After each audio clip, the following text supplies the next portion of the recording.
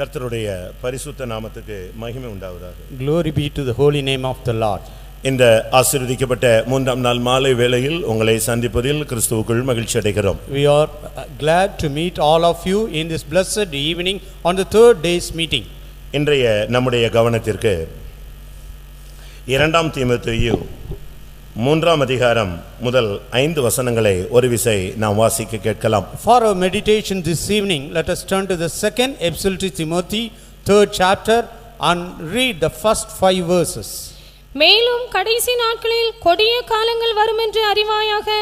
எப்படியெனில் மனுஷர்கள் தற்பிரியராயும் பணப்பிரியராயும் வீம்புக்காரராயும் அகந்தையுள்ளவர்களாயும் தூஷிக்கிறவர்களாயும் தாய் தகப்பன்மாருக்கு கீழ்ப்படியாதவர்களாயும் நன்றி அறியாதவர்களாயும் பரிசுத்தமில்லாதவர்களாயும் சுபாவ அன்பில்லாதவர்களாயும் இணங்காதவர்களாயும் அவதூறு செய்கிறவர்களாயும் இச்சை அடக்கமில்லாதவர்களாயும் கொடுமையுள்ளவர்களாயும் நல்லோரை பகைக்கிறவர்களாயும் துரோகிகளாயும் துணிகரமுள்ளவர்களாயும் இருமாப்புள்ளவர்களாயும் தேவ பிரியராயிராமல் சுகபோக பிரியராயும் தேவ பக்தியின் வேஷத்தை தரித்து அதன் பலனை மறுதலிக்கிறவர்களாயும் இருப்பார்கள். இப்படிப்பட்டவர்களை நீ விட்டு விலகு.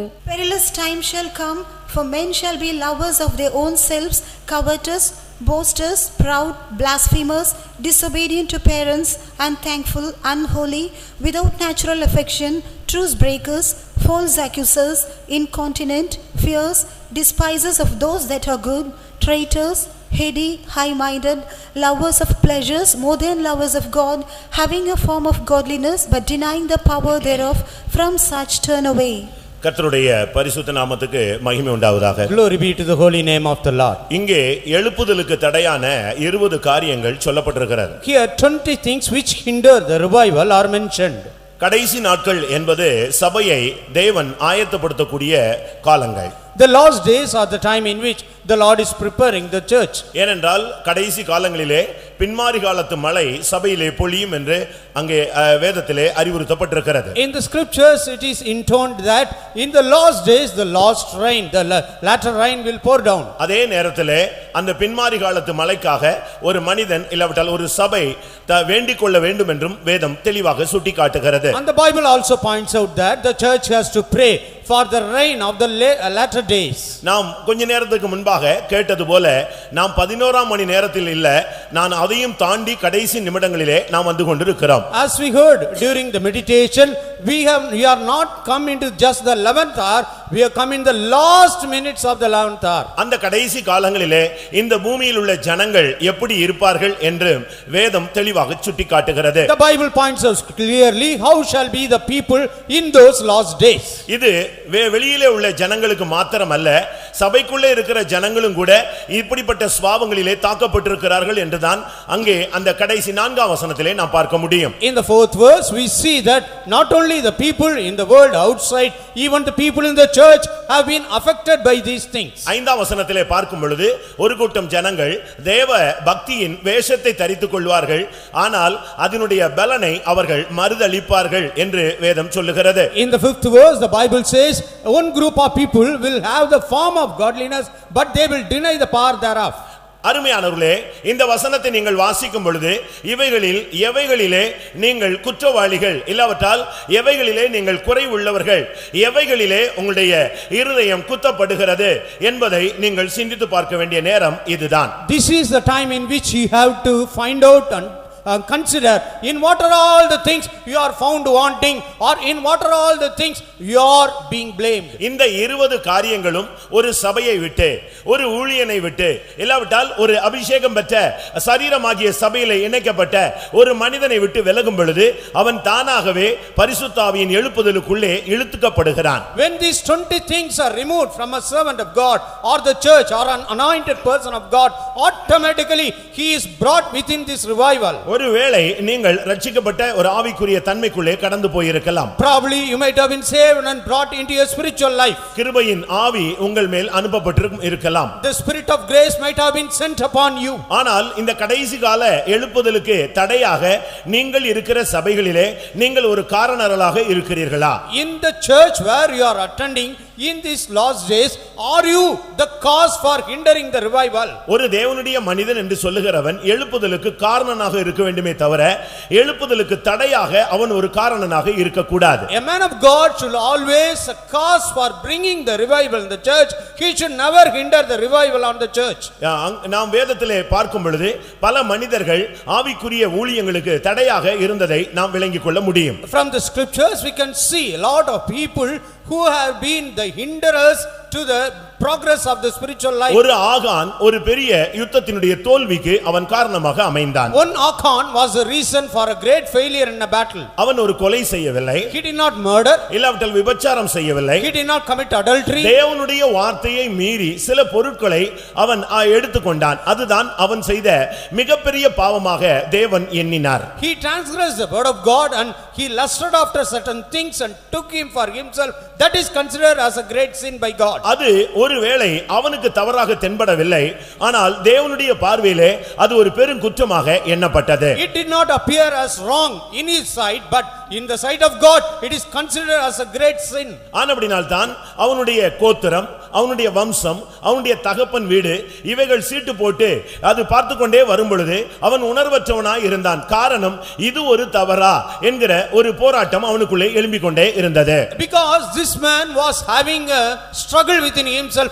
Is it wrong to take these things? That's why when the lot was cast upon the tribe, the family and the descendants of his family were taken, he was not at all realizing it. அதுவரை அவனுக்கு உணர்வு கடைசியாக அவனுடைய பெயர் வந்த பின்புதான் அவனுக்கு உணர்வே வர ஆரம்பித்தது. Finally when his name is called, he realized his true state. அதற்கு பின்பு அவனுக்கு நியாய தீர்ப்புக்கு காரணனாக மாறிவிட்டான். Thereafter he became a receiver of judgment. அருமையானவர்களே, நீங்கள் இருக்கிற சபைகளிலே உங்களுடைய சிறிய குற்றங்கள் ஒரு பெரிய மாபெரும் எழுப்புதலை தடுத்து விடுகிறது என்பதை இந்த மூன்றாம் நாளிலே நீங்கள் விளங்கிக் கொள்ள வேண்டியது அவசியம். Beloved, on the third day you have to understand that even the small mistakes committed by you are hindering the revival in your church. இங்கே சொல்லப்பட்ட இந்த 20 காரியங்களும் சூழ்நிலைகளின் மத்தியிலே மனிதன் சாதாரணமாக வெளிப்படுத்தக்கூடிய சுபாவங்கள். And these 20 things mentioned here are ordinarily and naturally revealed by man under many circumstances. இந்த 20லே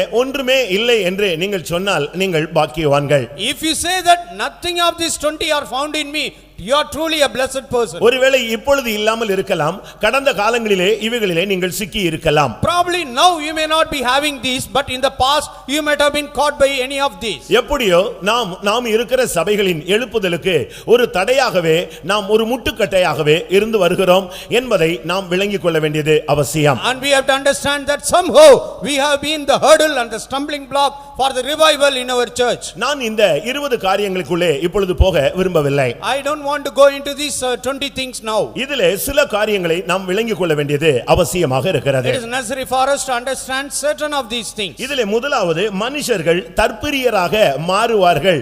அது கடைசி காலத்தின் ஒரு அடையாளம். In the sign of the last days is that people shall become lovers of their own selves. கடைசி கால அடையாளமாக நாம் இந்த சபையிலே மாறிவிடக் கூடாது. We should not become the sign of the last days in the church. முதலாவது அங்கே சொல்லி இருக்கிறது அவர்கள் தற்பிரியராக, அடுத்ததாக பணப்பிரியராக என்று சொல்லப்பட்டிருக்கிறது. First it is mentioned that they shall become selfish, then it is mentioned that they will become covetous. 4ஆம் வசனத்திலே பார்க்கும் பொழுது அவர்கள் சுகபோக பிரியராக மாறுகிறார்கள், அடுத்ததாக அவர்கள் தேவ பிரியராய் மாற முடியாதவர்களாக மாறிவிட்டார்கள். In the 4th verse it is mentioned that they are lovers of pleasures more than lovers of God. இந்த உலகத்திலே நீங்கள் யாரை பிரியப்படுத்த பார்க்கிறீர்கள்? In this world whom you are trying to please more? இன்றைக்கு நாம் 2 நாட்களிலே நாம் இன்றும் நாளையும் நாம் சிந்திக்க போகிறது, நாம் எதை நேசிக்கிறோம், யாரை பிரியப்படுத்துகிறோம் என்பதை நாம் சிந்திக்க போகிறோம். Today and tomorrow we shall consider what we are loving and whom we are trying to please. பிரியமானவர்களே, இந்த வசனங்களுக்கூடாக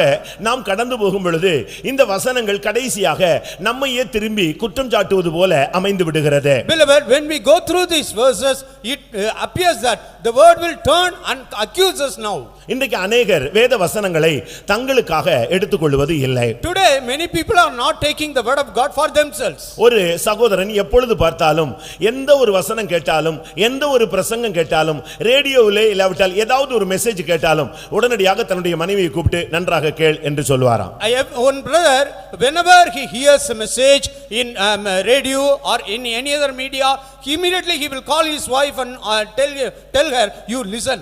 எப்பொழுதுமே அந்த மனைவியை வசனத்தின் அடிப்படையிலேயே குற்றம் சாட்டுகிற ஒரு ஆவி அவருக்குள்ளே காணப்பட்டது. He had the spirit of always accusing his wife based on the word of God. ஆனால் வசனத்தின்படி இவர்தான் ஒரு குற்றவாளியாக காணப்பட்டார். But in the sight of the word of God, he was at fault. எது செய்தாலும் என்ன நடந்தாலும் அதுக்கு ஒரு வசனத்தை சொல்லி மனைவியை அவர் குற்றவாளியாக சித்தரிப்பார். Whatever she does, whatever happens, he used to accuse his wife based on the word of God. Pastor டியூ அவர்கள் அவருக்கு புத்தி சொல்லும்படியாக ஒரு நாள் சில வசனங்களை எடுத்துக்கொண்டு அவரை போய் சந்தித்தார். One day, in order to counsel him, Pastor T. Thomas went and met him.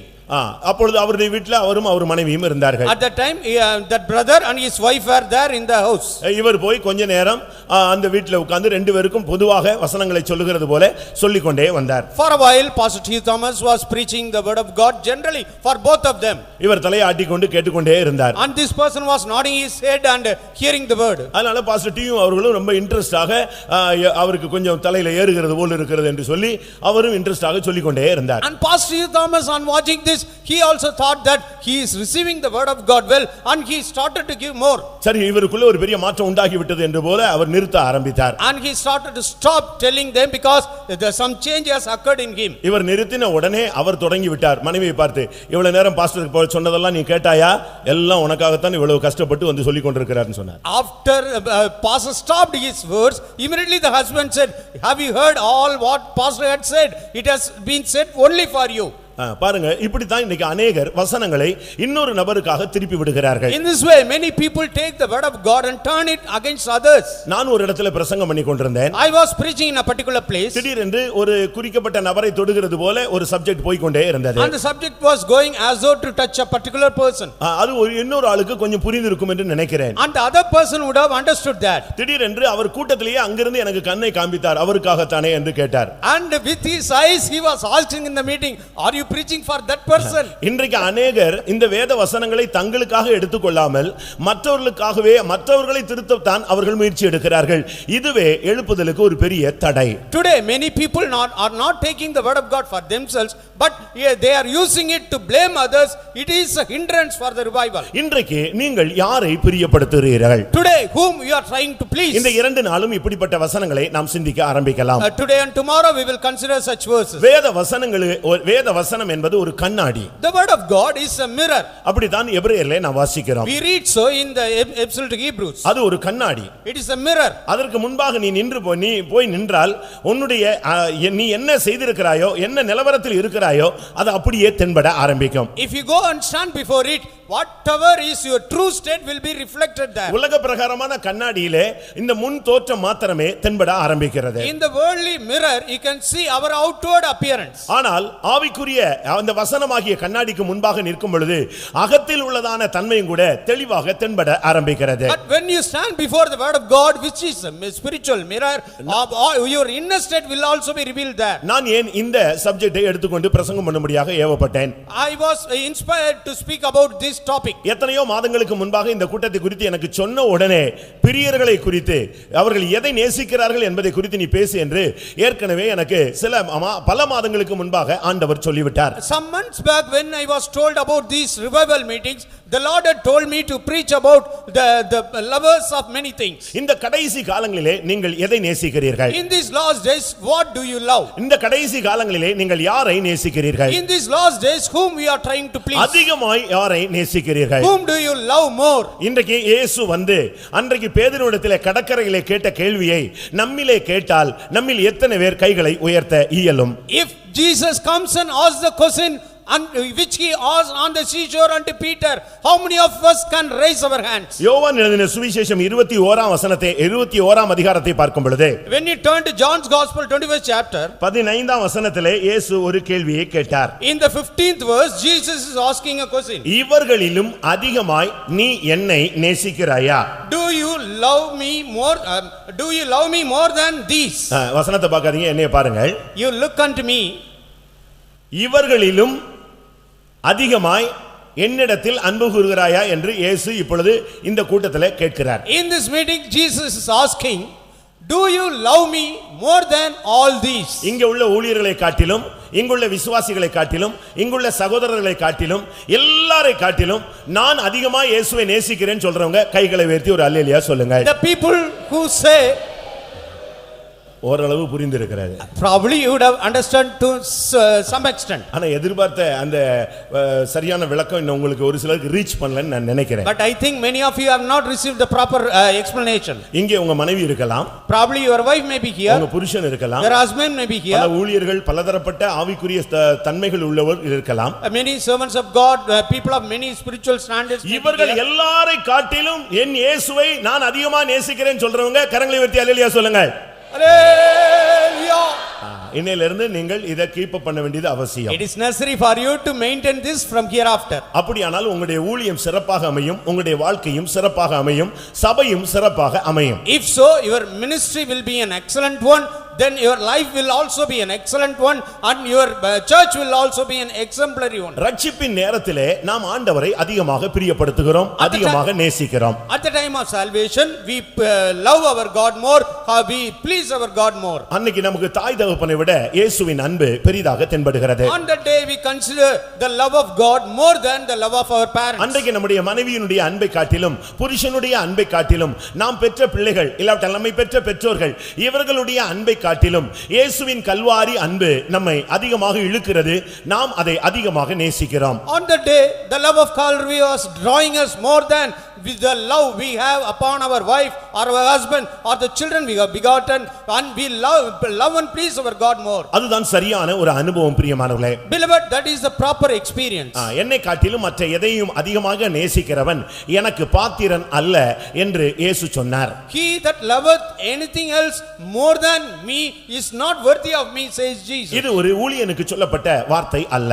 It is not only meant for the servant of God. இது ஒரு விசுவாசிக்கு, நல்ல ஒரு ஆவிக்குரிய தன்மை உள்ள மனிதனுக்கு சொல்லப்பட்ட ஒரு வார்த்தை. It is the word given to a good spiritual person. தன் தகப்பனையோ, தன் தாயையோ, தன் பிள்ளைகளையோ, தன் மனைவியோ என்னிலும் அதிகமாக நேசிக்கிறவன் எனக்கு பாத்திரன் அல்ல என்று இயேசு தெளிவாக பேச ஆரம்பித்தார். Whomsoever loveth his wife or children or father and mother and brother and sister, he is not worthy of me. பிரியமானவர்களே, உங்களுடைய வாழ்க்கையிலே நீங்கள் எந்த தன்மையிலே ரொம்ப கீழ்த்தரமாக நீங்கள் போயிருந்தாலும் இன்றைக்கு ஆண்டவரை நேசிக்கிறேன் என்று சொன்னால் மறுபடி நீங்கள் இழந்த ஊழியத்தை, இழந்த அபிஷேகத்தை இன்றைக்கு கொடுக்க அவர் வல்லவராக இருக்கிறார். Even though you might have gone very low in your spiritual life, if you say today I love God more, the Lord is ready to give you the ministry, the anointing which you have lost. நேசிக்கிறவர்களை கொண்டுதான் ஒரு எழுப்புதலை கொண்டு வர முடியும். Only by the people who love God he can bring the revival. நேசிக்கிறவர்களை வைத்துதான் தேவன் தன்னுடைய ஊழியத்தை செய்ய முடியும். The Lord can do his ministry with only the people who love him.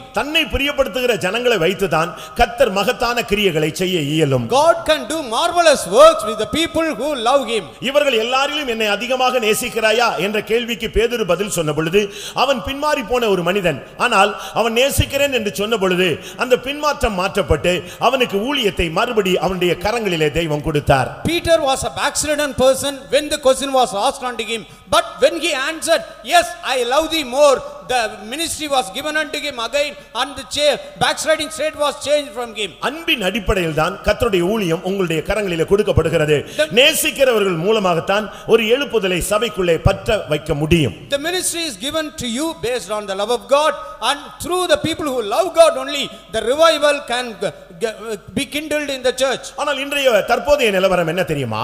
You know what is the present state? இன்றைக்கு சபையினுடைய தேவனுடைய ஜனங்களுடைய ஒரு பரிதாபகரமான நிலை, அவர்கள் இயேசுவை நேசிப்பதை காட்டிலும் இன்றைக்கு தங்களை நேசிக்க ஆரம்பித்து விட்டார்கள். The pitiable state of the church is that they more than they loving God, they have started to love themselves. இங்கே நாம் பார்க்கும் பொழுது 2 தீமோத்தேயு 3ஆம் அதிகாரம் 2ஆம் வசனத்திலே முதலாவது பகுதி அவர்கள் தற்பிரியராய் மாறுகிறார்கள். In the second epistle to Timothy, 3rd chapter, 2nd verse, we read that men shall become selfish or loving themselves. தன்னையே நேசிப்பதே, They will love themselves. தன்னையே மதித்துக் கொள்வதே, They will respect themselves. தன்னையே கனம் பண்ணுவதே, They will honor themselves. தன்னை குறித்தே அவர்களுக்கு ஒரு பெரிய போராட்டமும் பாரமும் அமைந்து They விடுகிறது. will always have burden about themselves. பிரியமானவர்களே, நான் எழுப்புதலுக்கு தடையான இதிலே உள்ள 20 காரியங்களை விட்டுவிட்டு சில காரியங்களை எடுத்துக்கொண்டு இன்னும் சில காரியங்களை இணைத்து உங்களுக்கு முன்பாக வைக்க விரும்புகிறேன். I want to leave this 20, select only a few and add something else and place it before you. இல்லாவிட்டால் இந்த வருஷத்தின் கடைசியிலே நாம் சுத்திகரிக்கப்பட்டு நாம் ஆயத்தமாக்கப்பட வேண்டிய, நம்மை விட்டு அகற்றப்பட வேண்டிய சில காரியங்களை உங்களுக்கு முன்பாக வைக்கும்படியாக ஆவியினால் நான் ஏவப்படுகிறேன். In the spirit I am inspired to place certain things before you so that in the end of this year we may be sanctified. இந்த கடந்த நாட்களிலே நீங்கள் உங்களை எவ்வளவாக பிரியப்படுத்தி இருக்கிறீர்கள்? In the past, how much you have pleased yourself? ஒரு சிலருக்கு தங்களை கனம் பண்ணணும், தங்களை நேசிக்கிறது, தன்னையே மெச்சிக்கொள்வது, தன்னையே பார்த்து திரும்பி திரும்பி தன்னையே பார்த்துட்டு வருவாங்க. ரோட்ல கூட எங்கேயாவது முட்டிடுவானே தவிர தன்னை திரும்பி திரும்பி பார்த்து கொண்டு வருகிற ஒரு பழக்கம் ஒரு சிலருக்கு இருக்கிறது. Some people have the habit of looking upon themselves. They are thinking greatly about themselves. They are honoring themselves. இல்லாவிட்டால் தங்களையே அவர்கள் டெக்கரேட் பண்ணிக்கொண்டே இருப்பார்கள். They used to decorate themselves more. இந்த கண்ணாடியுடைய தன்மை என்ன தெரியுமா? You know what is the nature of the mirror? இல்லாவிட்டால் இந்த கண்ணாடிக்கு முன்பாக நிக்கிறவனுடைய தன்மை என்ன தெரியுமா? What is the nature of man standing before the mirror? அவ்வளவு நேரம் அங்கதான் நின்னு தலை சீவி இருப்பான். 2 நிமிஷத்துல அவனுக்கு மறந்துரும் தலை கரெக்ட்டா இருக்கா இல்லையா, திரும்ப அங்க போய் நின்றுவான். So far he had been standing before the mirror and combing his hair. In 2 minutes he will forget that. Once again he will come and stand before the mirror and comb his hair. இல்லாவிட்டால் இந்த screen தட்டி விட்டுரும். திருப்பி அவனுக்கு பயங்கர கஷ்டமா இருக்கும். எப்படி இருக்குன்னே தெரியாது. உடனே அவனுக்கு திரும்ப போய் அதை பார்த்தாதான். அதனால தான் இன்னைக்கு எல்லாரும் நம்ம விசுவாசிகள் கூட பாக்கெட்லயே கண்ணாடி வச்சுக்கிட்டு இருக்காங்க. And when he crosses a doorstep, the screen will disturb the hairstyle. Once again he will go and stand before the mirror, adjust his hair. Many believers are even having a mirror in their pockets. நம்முடைய விசுவாச வாழ்க்கையிலே எளிமையின் ஜீவியம் மிகவும் முக்கியமானது. In our for our believers, a simple life is very very நாம் important. ஆராதிக்கிற தெய்வம் என்பவர் அவருக்கு அழகும் கிடையாது, சௌந்தரியமும் கிடையாது. The Lord God whom we worship, he doesn't have comeliness or beauty. அவருக்கு விரும்பத்தக்க ரூபம் கிடையாது. He did not have a form which we can like. சிலுவையிலே அவர் ஆணி அடித்து தொங்கவிடப்படும் பொழுது அவர் அந்தக்கேடு அடைந்தார். அவருடைய முகம் மிகவும் கேவலமாக இருந்தது என்று வேதம் சொல்லுகிறது. The word of God says when he was crucified, his face was marred. He did not have a form that we may like him. ஏன் நாம் இன்றைக்கு ஒன்றுமில்லாதவர்கள் போல தென்பட ஆரம்பிக்கிறோம்? Why we are appearing as though we do not have anything? ஒன்று எளிமையின் கோலம், மற்றொன்று மறுரூபத்தின் சாயல். One is the appearance of simplicity, other is the image of transfiguration. ஒரு தேவனுடைய பிள்ளை இந்த மார்க்கத்துக்குள்ளே வருவானானால், ஆவியானவர் அவனுக்குள்ளே சரியான விதத்திலே அசைவாடுவாரானால், அவன் தன்னை பிரியப்படுத்துகிறவனாக, தன்னையே நேசிக்கக்கூடியவனாக அவன் இருக்கவே முடியாது. If a child of God comes into this life, if the Spirit of God starts to move over him, he will never be able to please himself. கர்த்தருடைய பரிசுத்த நாமத்துக்கு மகிமை உண்டாவதாக. Glory be to the holy name of the Lord. ஒரு மனிதன் ரட்சிக்கப்பட்ட பின்பு அவன் தன்னை நேசிக்கிறவனாக இருக்க கூடாது. After a man has been saved, he should not be loving himself. அப்படி தன்னை நேசிக்கிறவனாக இருந்தால் தன்னை நேசிக்கிறது போல அவன் பிறனையும் நேசிக்கக்கூடியவனாக இருக்க வேண்டும். If he is loving himself, he should be love his neighbor as though he is loving himself. அவன் தன்னை எவ்வளவு நேசிக்கிறானோ அவ்வளவு அவனால் மற்றவர்களை நேசிக்க முடிகிறதா? As much as he is loving himself, is he able to love the other person? இன்றைக்கு அநேகர் தங்களை மகிமைப்படுத்த வேண்டும், தங்களை துதிக்க வேண்டும், முகஸ்துதி பண்ண வேண்டும், தங்களை தாங்களே உயர்த்த வேண்டும், தான் இருக்கிறது மற்றவர்களுக்கு தெரிய வேண்டும். இப்படி தான் தற்புரியர்களாக இன்றைக்கு சபைக்குள்ளே ஒரு கூட்டம் உருவாகி கொண்டு வருகிறது. Many people in these days are seeking their own glory, their own name and fame. They want flatterers to flatter them. நீதிமொழிகள் 12ஆம் அதிகாரத்தை நான் பார்க்கும் பொழுது, In the book of Proverbs 12ஆம் அதிகாரம் 9ஆம் வசனத்தை பார்க்கும் பொழுது, 12 chapter 9th verse, if you read, அவர்களுக்கு ஒன்றும் இல்லாவிட்டாலும் தங்களை தாங்களே கனம் பண்ணிக்கொண்டே இருப்பார்கள். even though they have nothing, they will honor themselves. வீட்ல சாப்பாடு இல்ல, There is nothing to eat in the home. ஆகாரம் இல்லாதவனாய் இருந்தாலும் தன்னைத்தான் கனம் பண்ணுகிறவன் என்ற ஒரு வார்த்தை சொல்லப்பட்டிருக்கிறது. A word is mentioned about a person lacking bread, but he is honoring himself. வீட்ல எந்த வசதி வாய்ப்புகள் ஒண்ணுமே கிடையாது, ஆனா இவங்க தங்களையே கனம் பண்ணிக்கொண்டே இருப்பார்கள். There is no comfort or nothing in their home, but they will be honoring themselves. இவங்களை மற்றவங்க எப்பொழுதும் வணங்கிக் கொண்டே இருக்க வேண்டும். And others should also honor them. இது பிரியமானவர்களே, இது ஆமானுடைய ஆவி. Beloved, this is the spirit of Haman. ஆமானுக்கு மொர்தெகாய் வணங்காத பட்சத்திலே பயங்கரமான எரிச்சல் உண்டாகி கடைசியிலே அவனை கொலை செய்யும்படியாக தூக்கு மேடைகளை அவன் உண்டு பண்ணி விட்டான். When Mordecai did not fall down and worship Haman, he got so angry that he prepared gallows for Mordecai. அவனை ராஜா கனம் பண்ணினான்.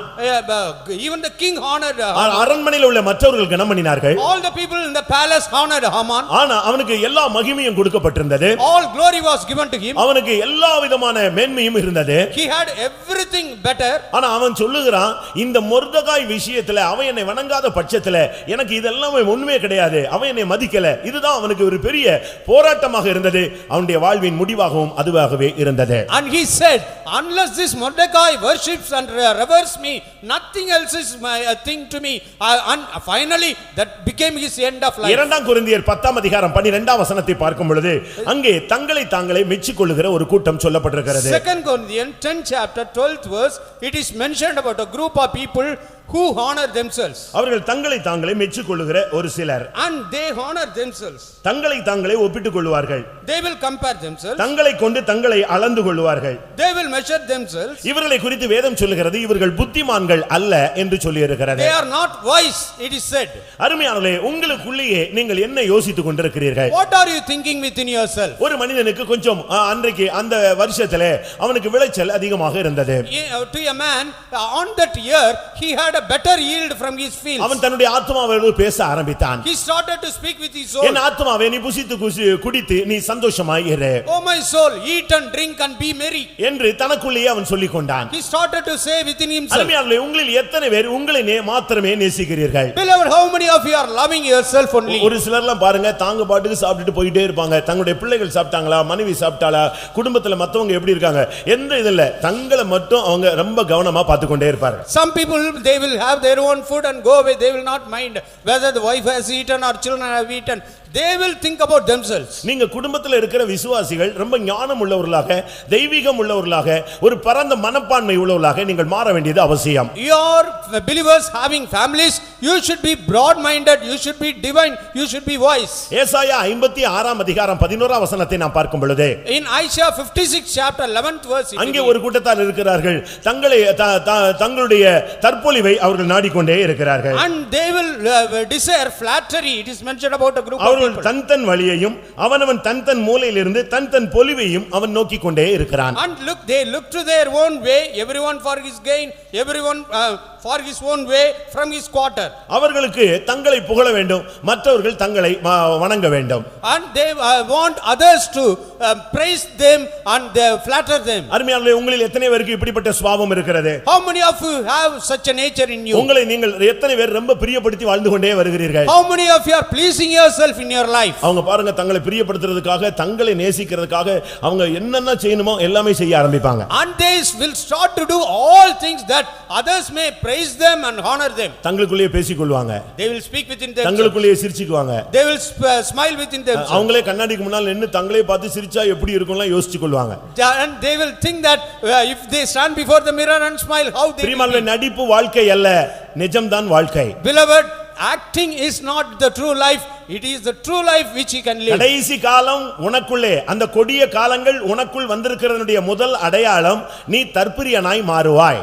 The last days that have come in you is a sign that you shall become selfish. கடைசி நாட்களில் கொடிய காலங்கள் வருமென்று அறிவாயாக, அதனுடைய முதல் அடையாளம் நமக்குள்ளே இருக்கிறதா? The first, it is mentioned that thou shall know in the last days perilous time shall come, is the first sign found in us. அந்த அடையாளம் இருக்குன்னு சொன்னா நீங்க தற்பிரியர்களாக மாறுவீர்கள். If the first sign is found in us, we will be selfish.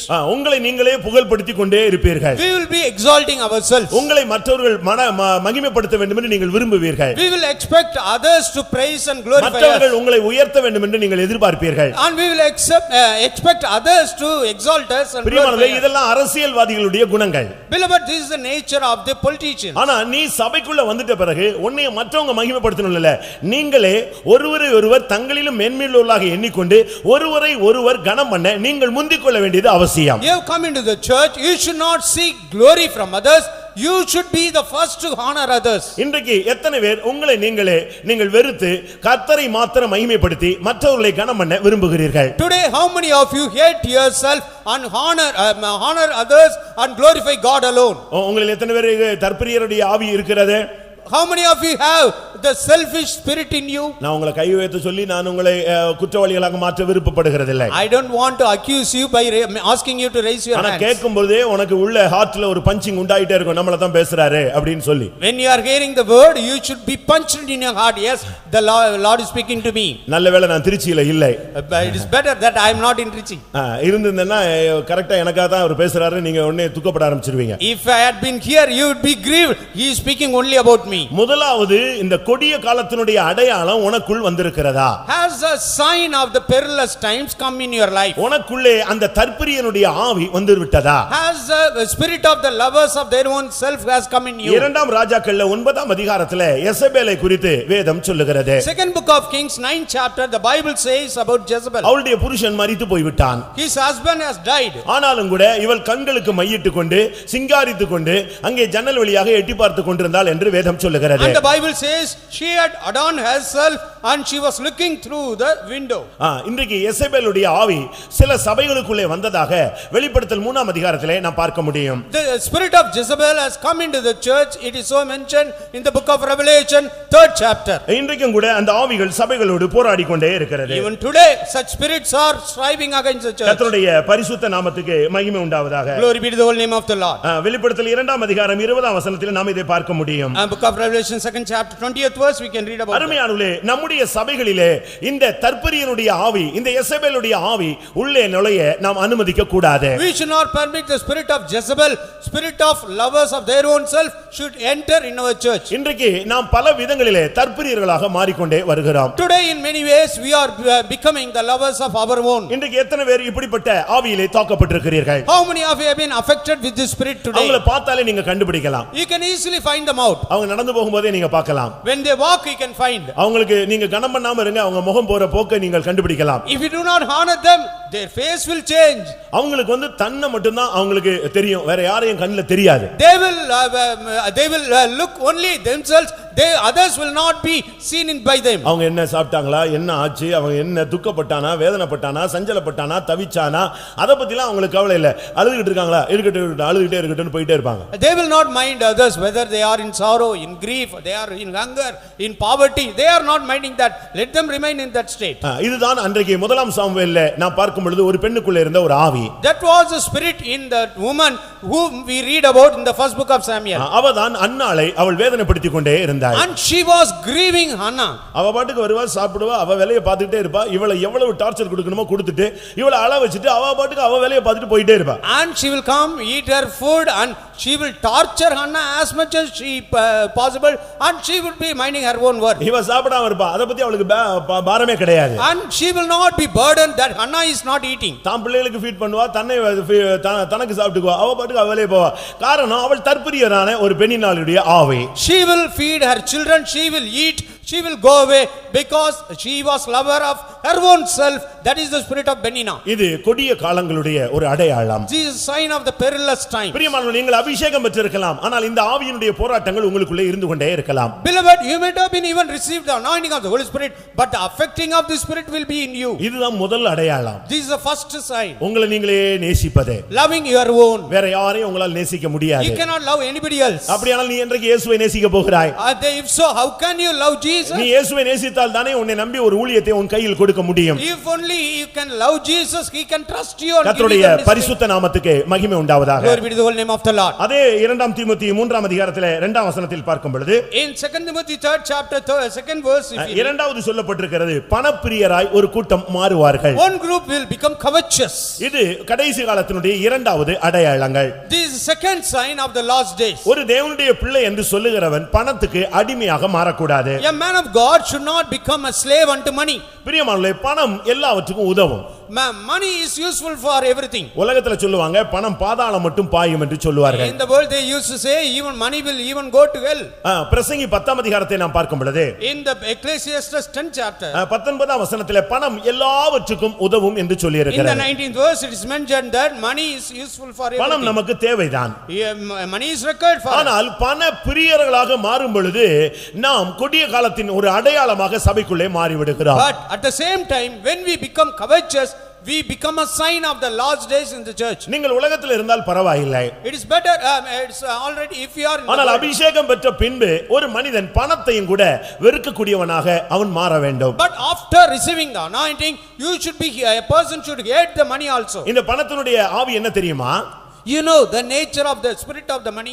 அது எவ்வளவு இருந்தாலும் உனக்கு திருப்தியவே கொடுக்காது. It will never give you satisfaction how much so far you may have. எவ்வளவு பணம் இருக்கட்டும் ஆனாலும் அவனுக்கு திருப்தி வரவே வராது. You may have lot of money but that person will never be satisfied. பிரசங்கி 5ஆம் அதிகாரம் 10ஆம் வசனத்திலே பார்க்கும் பொழுது பணப்பிரியன் பணத்தினால் திருப்தி அடைவதே இல்லை. In Ecclesiastes 5th chapter 10th verse we read that the rich man will never be satisfied with his riches. நீங்க கொஞ்ச நாளுக்கு முன்பாக மருத்துவ கவுன்சில்ல தலைமை பொறுப்பில் இருந்த ஒரு மனிதனை லஞ்சம் கொடுக்கும்போது பிடித்து விட்டார்கள். One person was caught while receiving the bribe. He was the chief of IMS. அவருக்கு ஒரு மெடிக்கல் காலேஜுக்கு பெர்மிட் கொடுக்கணும்னா அவருக்கு இத்தனை கோடி கமிஷன் கொடுக்கணும்னு அவர் ஏற்படுத்தி வைத்திருந்தார். He has appointed so many crores as commission to give approval for medical college. India முழுவதும் இருக்கிற மெடிக்கல் காலேஜுக்கு எல்லாத்துக்குமே அப்ரூவ்ட், அந்த காலேஜ்ல ஒவ்வொரு கோர்ஸுக்கும் பெர்மிட் இப்படி எல்லாம் கொடுக்கிறது அவர் ஒரு ஆள் தான். He is a person to sanction the approval for individual courses in a medical college and to give approval for starting medical college also. 2 கோடி ரூபாய் வாங்கும் பொழுது அவரை பிடித்தார்கள். When he received 2 crores he was caught red handed. ஒரு 2-3 நாள் அவங்க வீடு அவங்களுடைய சொத்து நிலங்கள் எல்லாத்தையும் ரைட் பண்ணாங்க. 2-3 days they raided his house, his position and riches everything. அவருடைய பேர் ஏதோ ஒரு தேசாய். Ketan. கடைசில அவர் மாட்டிக்கொண்ட பின்பு செக் அவருடைய வீடு முழுவதும் அலசி ஆராயப்பட்டது. When he was caught his whole house was raided. நீங்க படிச்சீங்களோ இல்லையோ தெரியாது. I do not know whether you have read it or not. 1800 கோடி பிடிபட்டது. 1800 crores was caught. 1.5 டன் தங்கம் அவர் வீட்ல இருந்து எடுத்தாங்க. 1.5 tons of gold was recovered. 1500 kilo தங்கமும் 1800 கோடியும் பிடிபட்டது.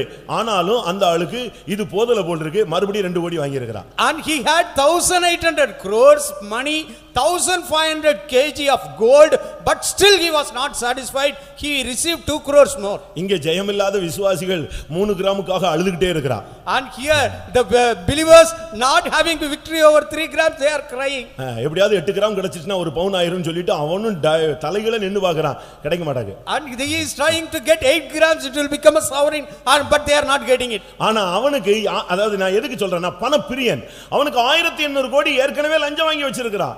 ஆனா இப்போ இந்த 2 கோடிக்காக பிச்சை எடுக்கிற மாதிரி நின்னுட்டு வாங்கிட்டு மாட்டிக்கொண்டான். He had already got 1800 crores and 1500 gold kilogram of gold, but still he is begging for 2 crores. இன்னைக்கு சபைக்குள்ள வந்து ரட்சிக்கப்படும்போது ஒண்ணுமே வேண்டாம்னு சொன்ன விசுவாசிகள் இப்பொழுது சர்ச்சுக்கே வரல. காரணம் என்னன்னா பணத்தின் ஆவி அவங்களை பிடிச்சு இழுத்துட்டு போகுது. Today when they were saved, the believers they said I don't want anything, even a single pie, but now they are not coming to the church. The reason is they are going to get money. முதலாம் தீமோத்தேயு 6ஆம் அதிகாரம் 10ஆம் வசனத்திலே வேதம் சொல்லுகிறது, பண ஆசை எல்லா தீமைக்கும் வேறாக இருக்கிறது. நீ பணப்பிரியனாய் மாறினால் நீ இந்த தீமைகளுக்குள்ளே போய் சிக்கிக் கொள்ளுகிறாய், விசுவாசத்தை நஷ்டப்படுத்துகிறாய் என்று அந்த வசனம் சுட்டிக்காட்டுகிறது. In the 1 Timothy 6 chapter 10th verse it is written that the love of money is the root of all evil. When you are covetous you are ensnared by the sorrows. இந்த வருஷத்தின் கடைசியிலே வந்திருக்கிற நாம் கடைசி காலத்தின் ஒரு அடையாளமாய் இருக்கிறோமா என்பதை நாம் சிந்திக்க வேண்டும். We who come in these last days, have we become the sign of the last days? We have to think about it. இரண்டாவது, எழுப்புதலுக்கு நாம் ஒரு தடையா என்பதை சிந்திக்க வேண்டும். Secondly, we have to consider whether we are hindering the revival in the church. மூன்றாவது, நமக்குள்ளே இப்படிப்பட்ட போராட்டமான ஆவிகளுக்கு நாம் இடம் கொடுத்திருக்கிறோமா என்பதை நாம் பார்க்க வேண்டும். Thirdly, we have to see whether we are permitting such striving spirits in our life. இப்படி இருந்தால் நம்முடைய ஜீவியத்திலே முடிவு நியாய தீர்ப்பாக அமைந்து விடுகிறது. If it is so, our end will be a judgment, a condemnation. அருமையானவர்களே, உங்களில் எத்தனை பேர் இப்படிப்பட்ட வல்லமைகளுக்கு இடம் கொடுத்திருக்கிறீர்கள்? Beloved, how many of you have permitted such powers to work in you? இந்த பண ஆசை ஒரு மனிதனுக்குள்ளே வரும் பொழுது அவன் தன்னை உருவ குத்திக் கொள்ளுகிறான், விசுவாசத்தை நஷ்டப்படுத்துகிறான் என்று வேதம் சொல்லுகிறது. The Bible says when the covetousness comes in a man, he is losing his faith, he is piercing himself with many sorrows. ஞாயிற்றுக்கிழமை கூட்டத்துக்கு வராமல் நீ பணத்தை சம்பாதித்து அதிலே கொண்டு வந்து கோயிலுக்கு நீ காணிக்கை கொடுக்க வேண்டும் என்பது அவசியமில்லை. There is no necessary for you to go to your work on Sunday, not coming to the church, earn money and give offering from that. ஒரு பொண்ணு வீட்டுக்காரங்கிட்ட போய் டவுரி வாங்கி அதில நீ தசமபாகம் கொடுக்கணும்னு பைபிள் சொல்லவே இல்லை. The Bible never says you should receive dowry from the bride and give tithe from that. இவங்க சொல்றாங்க நீங்க கொடுங்க நாங்க காணிக்கை தான் கொடுக்க போறோம்னு சொல்றாங்க. And they are saying you give us the money, we will give it only as offering. ஒரு இடத்துல ஒரு சர்ச்சுக்காக பணம் கொடுக்கப்பட்டது. In one church money was given. ஒரு ஃபேமிலில இருந்து பணம் கொடுத்தாங்க. From one family they gave money.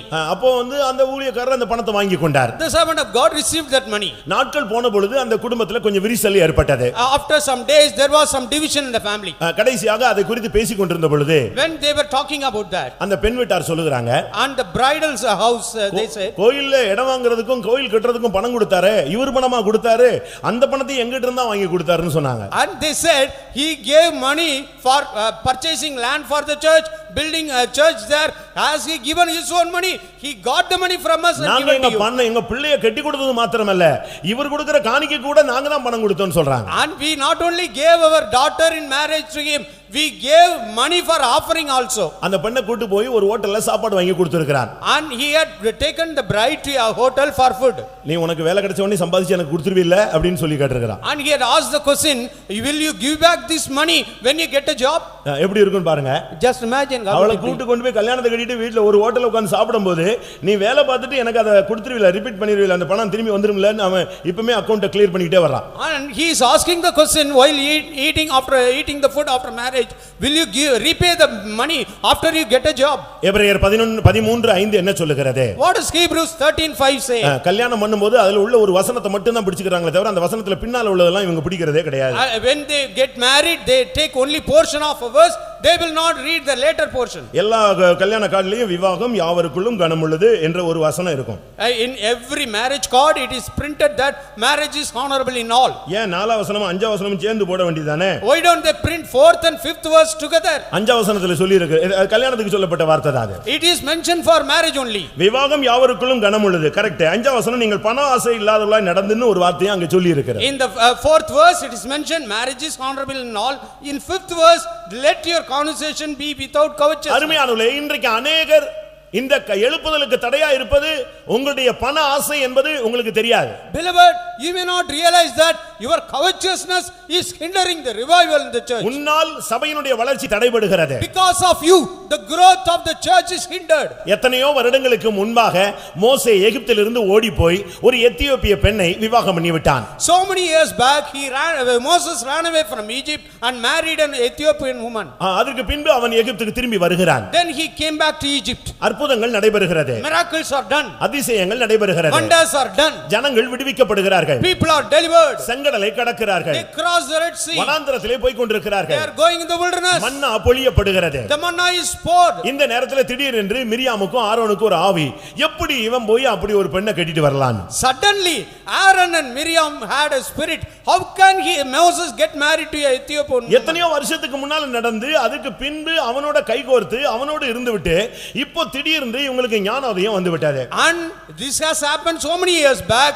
After that Aaron and Miriam were always with Moses, but all of a sudden they got a revelation. தேவன் மூடின பாவம், தேவன் மன்னித்த பாவம், தேவன் எண்ணாத பாவம், இவைகளை நீ திரும்ப பேசினால் என்ன நடக்கும் என்று உனக்கு தெரியும்.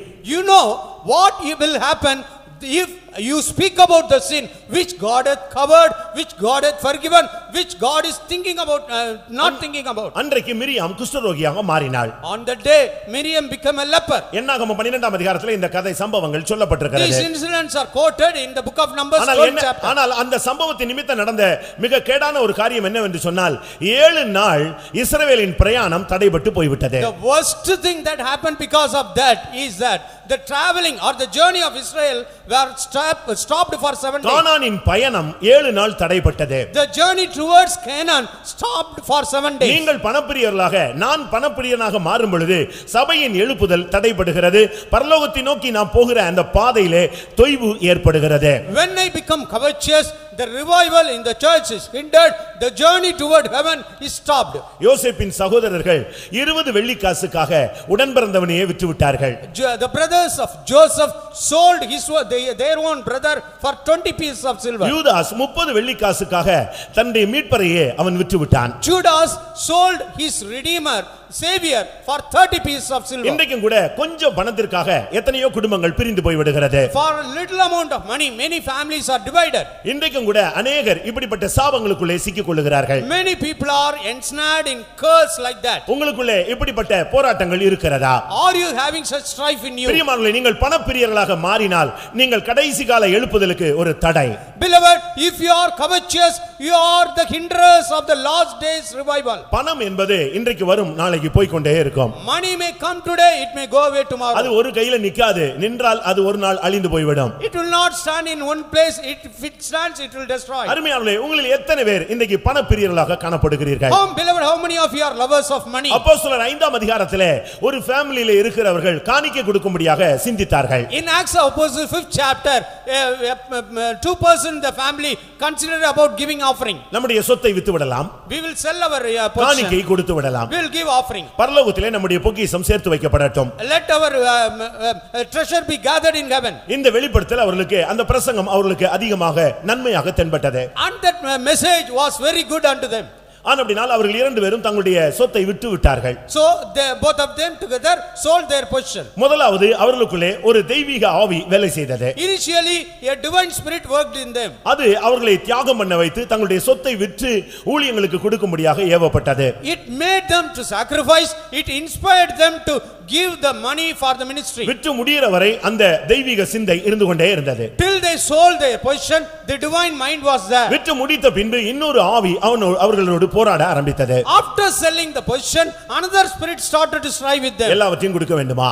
Have we to give everything? ஒருவேளை இந்த மார்க்கம் தவறிவிட்டால், If this path is going into a ஏதாவது failure, ஒரு சம்பவம் அசம்பாவிதங்கள் நடந்தால், if some accident or something else happens, இப்படிப்பட்ட ஒரு போராட்டம் அவர்களுக்குள்ளே எழும்பினது. they had a struggle within them. கடைசியிலே அவர்கள் பணப்பிரியர்களாக அவர்கள் இடம் கொடுத்து விட்டார்கள். Then they become lovers of money. என்ன நடந்தது பிரியமானவர்களே? Beloved, what did happen? 24 மணி நேரத்துக்குள்ளே இரண்டு பேருமே தங்களுடைய ஓட்டத்தை முடித்து விட்டார்கள். Within 24 hours, both of them died. அவர்கள் வீட்டிலே வைத்ததான அந்த பணம் அப்படியே நாசமாக போய்விட்டது. And the money they kept in their home, it was useful for இன்றைக்கு nothing. எத்தனை பேருக்குள்ள இந்த பணத்தின் ஆவி வந்து கொண்டிருக்கிறது? In how many of you the spirit of money is entering? உனக்கு இன்னது தேவை என்று அவர் அறிந்திருக்கிறார். God knows what are all your அது இன்ன requirements. நேரத்தில் தேவை என்று அவர் He அறிந்திருக்கிறார். knows when and where you need சில it. நேரங்களிலே நாம் எதிர்பார்த்த பணம் நமக்கு கிடைக்காது. Sometimes we may not receive the money which we ஆனால் expect. தேவன் அதை கொடுக்க வேண்டிய நேரத்திலே நமக்கு கொடுக்க அவர் சித்தமுள்ளவராய் இருக்கிறார். But the Lord is having the will to give us at the right time. அவருக்கு எந்த நேரத்திலே தன்னுடைய பிள்ளைக்கு என்ன கொடுக்க வேண்டும் என்று அவருக்கு தெரியும். He knows very well at what time he should give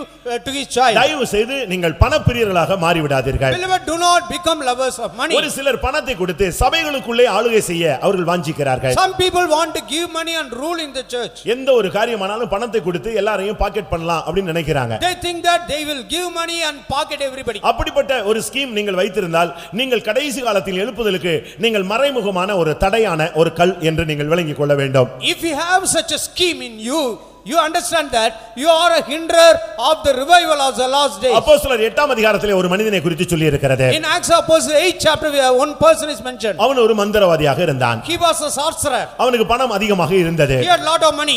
ஆனால் இப்பொழுது அவன் ரட்சிக்கப்பட்டு விட்டான். But now he has been saved. இயேசுவை ஏற்றுக்கொண்டான். He had accepted Jesus. அப்படினால் அவன் ஞானஸ்நானமும் எடுத்துக்கொண்டான். He took baptism also. இப்பொழுது அங்கே ஒரு ஊழியர் வருகிறார். Now a servant of God comes there. அவர் கை வைத்தால் அற்புதங்கள் நடக்கிறது. Whenever the servant of God places his hand, அவர் கை வைத்தால் அபிஷேகம் கிடைக்கிறது. when he places his hand, the person is anointed. இவனுடைய சிந்தை என்ன வந்தது? Immediately this person had அது எப்படி கை வச்ச உடனே அபிஷேகம் கிடைக்கிறது? how he is placing his hand, that person is getting anointed. உடனே இவன் போய் வீட்ல இருந்து பணத்தை எடுத்துக்கொண்டு ஓடி வந்தான். Immediately he went home, took money and brought it there. இந்த பணத்தை வச்சுக்கங்க.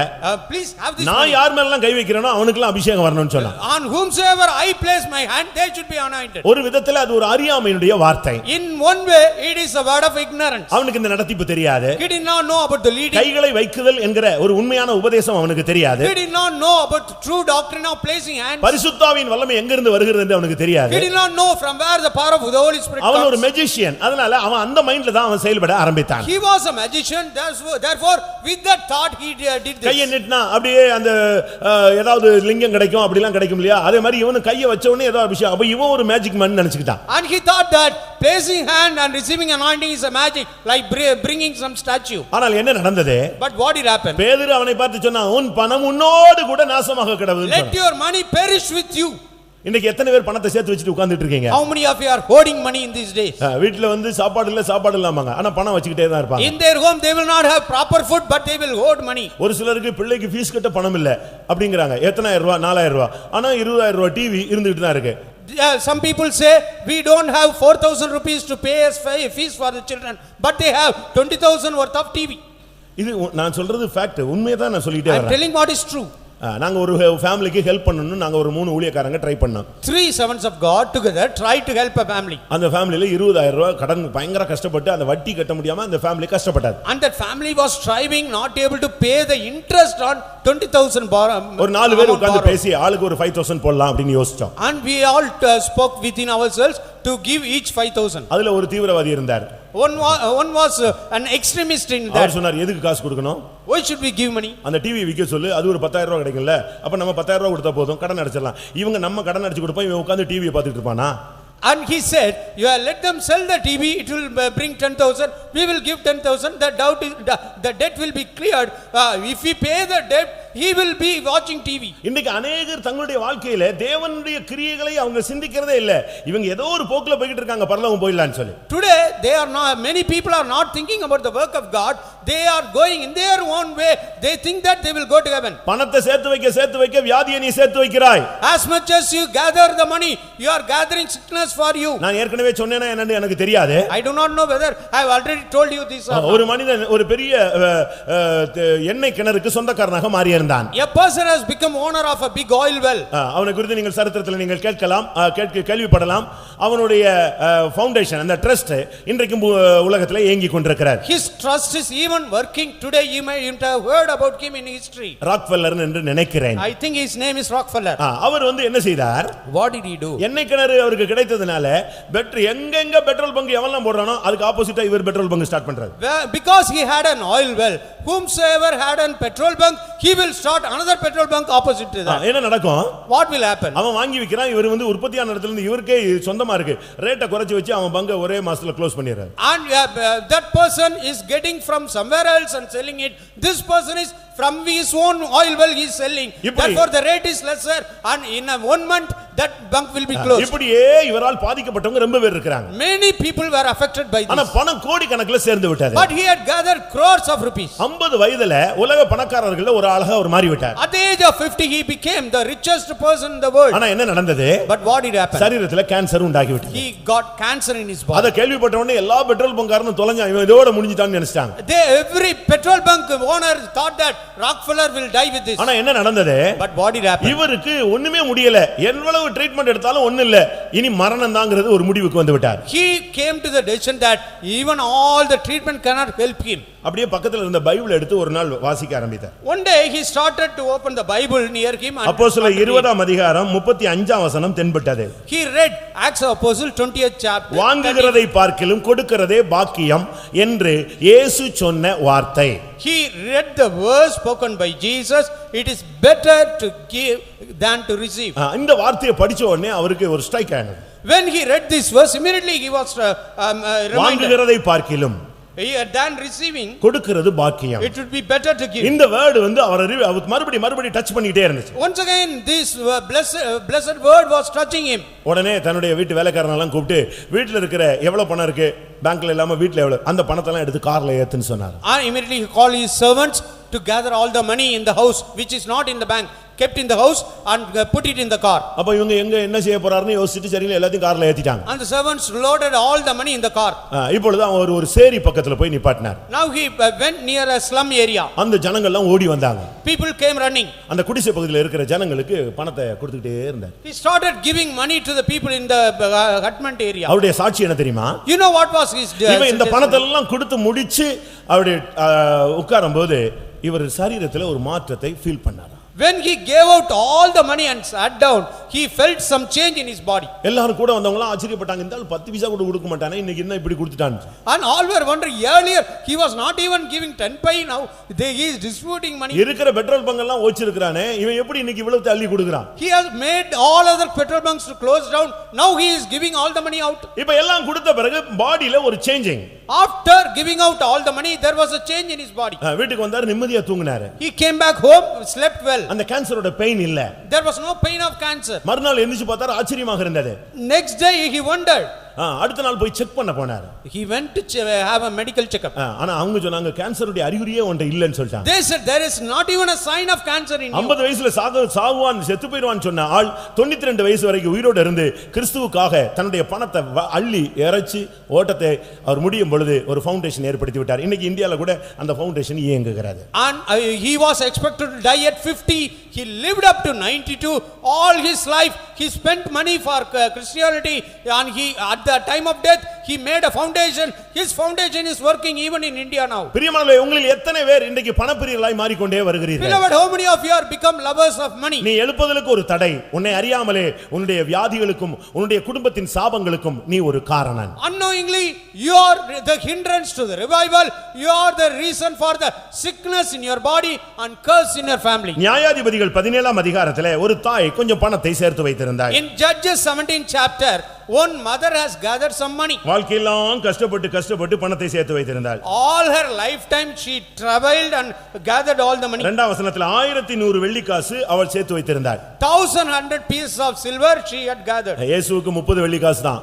Jesus had, his price was 30 pieces. யோசேப்பினுடைய rate வந்து 20 வெள்ளிக்காசு தான். Joseph was just 20 pieces of silver. ஆனா இந்த பெண் வந்து 1100 வெள்ளிக்காசு சேர்த்து வச்சிருந்தா. But this mother had 1100 pieces of silver. திடீர்னு பார்த்தா அந்த பணம் காணாம போயிடுச்சு. Suddenly that money was stolen. அவ பயங்கர துக்கப்பட்டா. She was much grieved. துக்கப்பட்டது மாத்திரமல்ல, Not only she grieved, சாபம் போட்டா பாருங்க. she made such a curse. நம்ம ஆளுங்க கூட ஒரு சில ஊழியக்காரங்க கூட ஒரு சில விசுவாசிகள் கூட நான் சொன்னா அப்படியே நடக்கும்னு சொல்லிட்டு இஷ்டத்துக்கு என்னவோ காசு கொடுக்கிற மாதிரி பேசிக்கிட்டே இருக்கறான் சாபத்தை.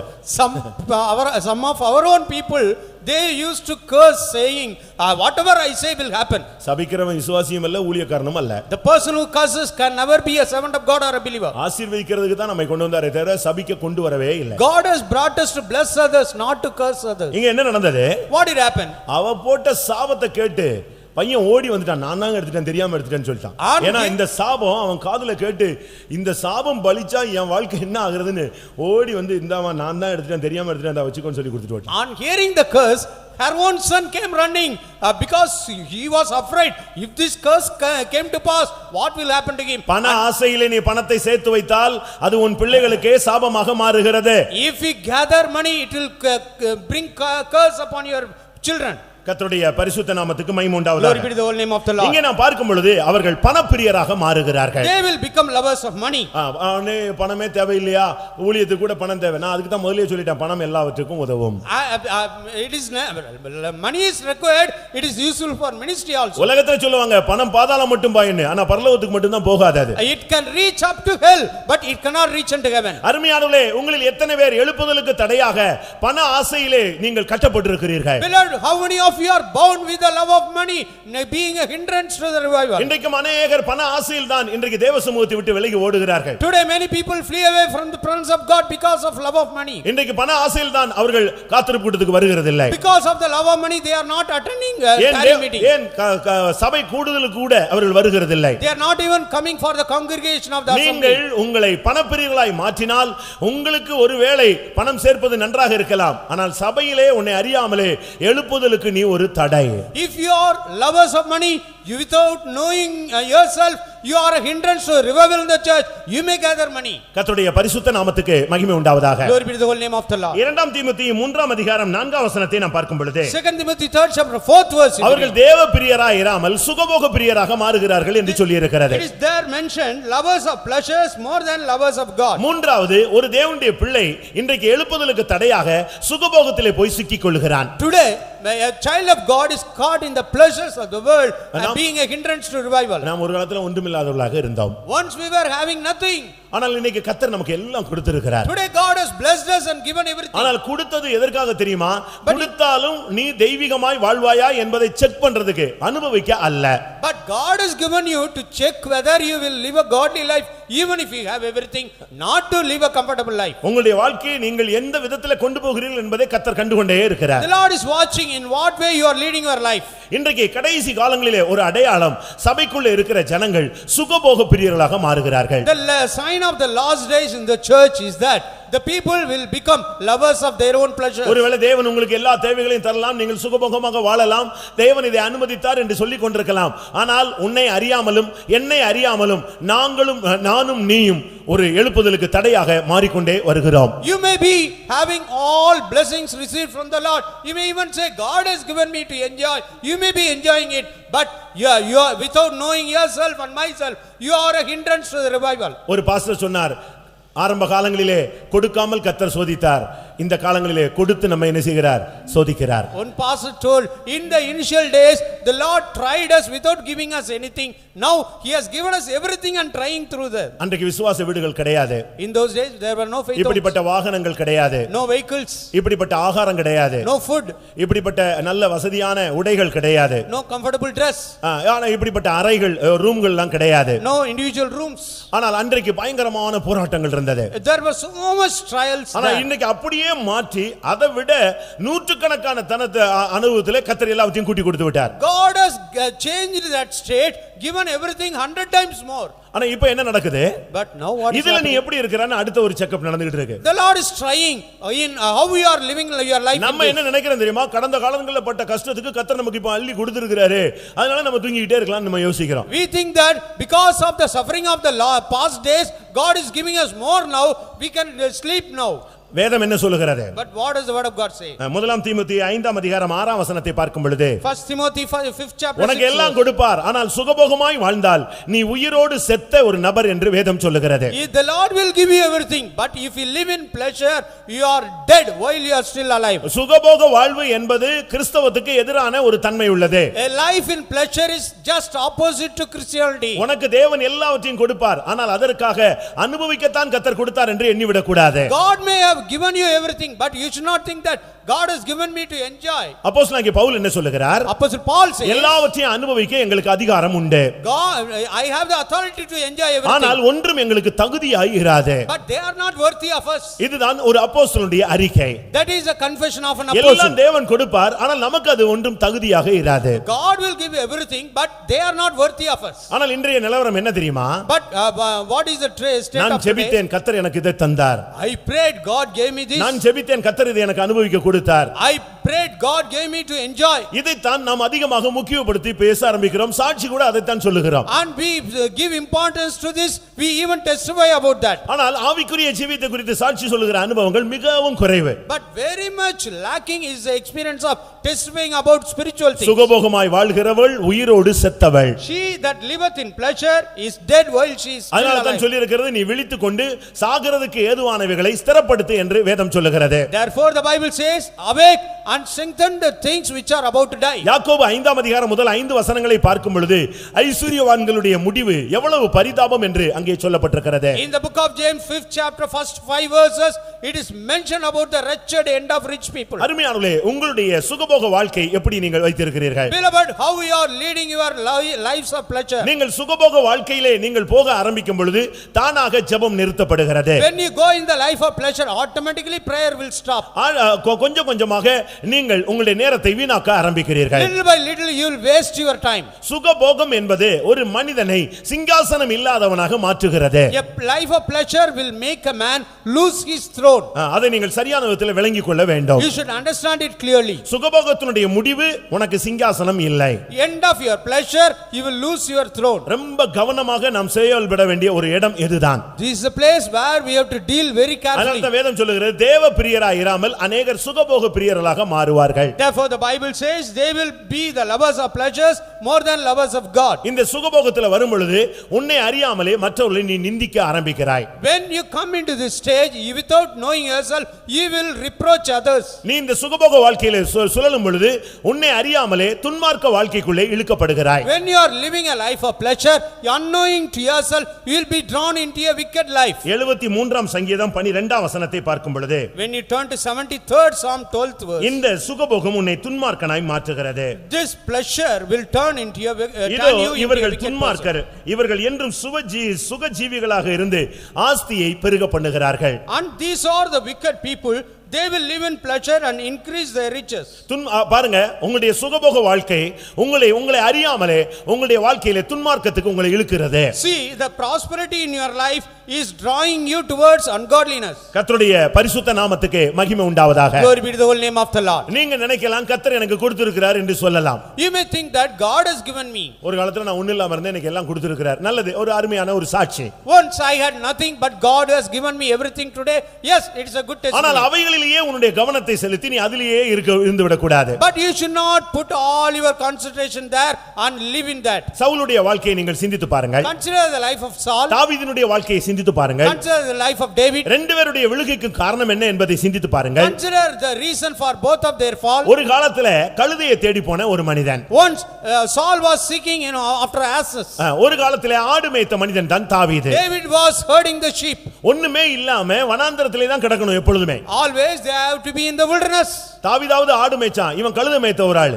And at least David was herding the sheep, but Saul was herding the ass. என்ன நடந்தது?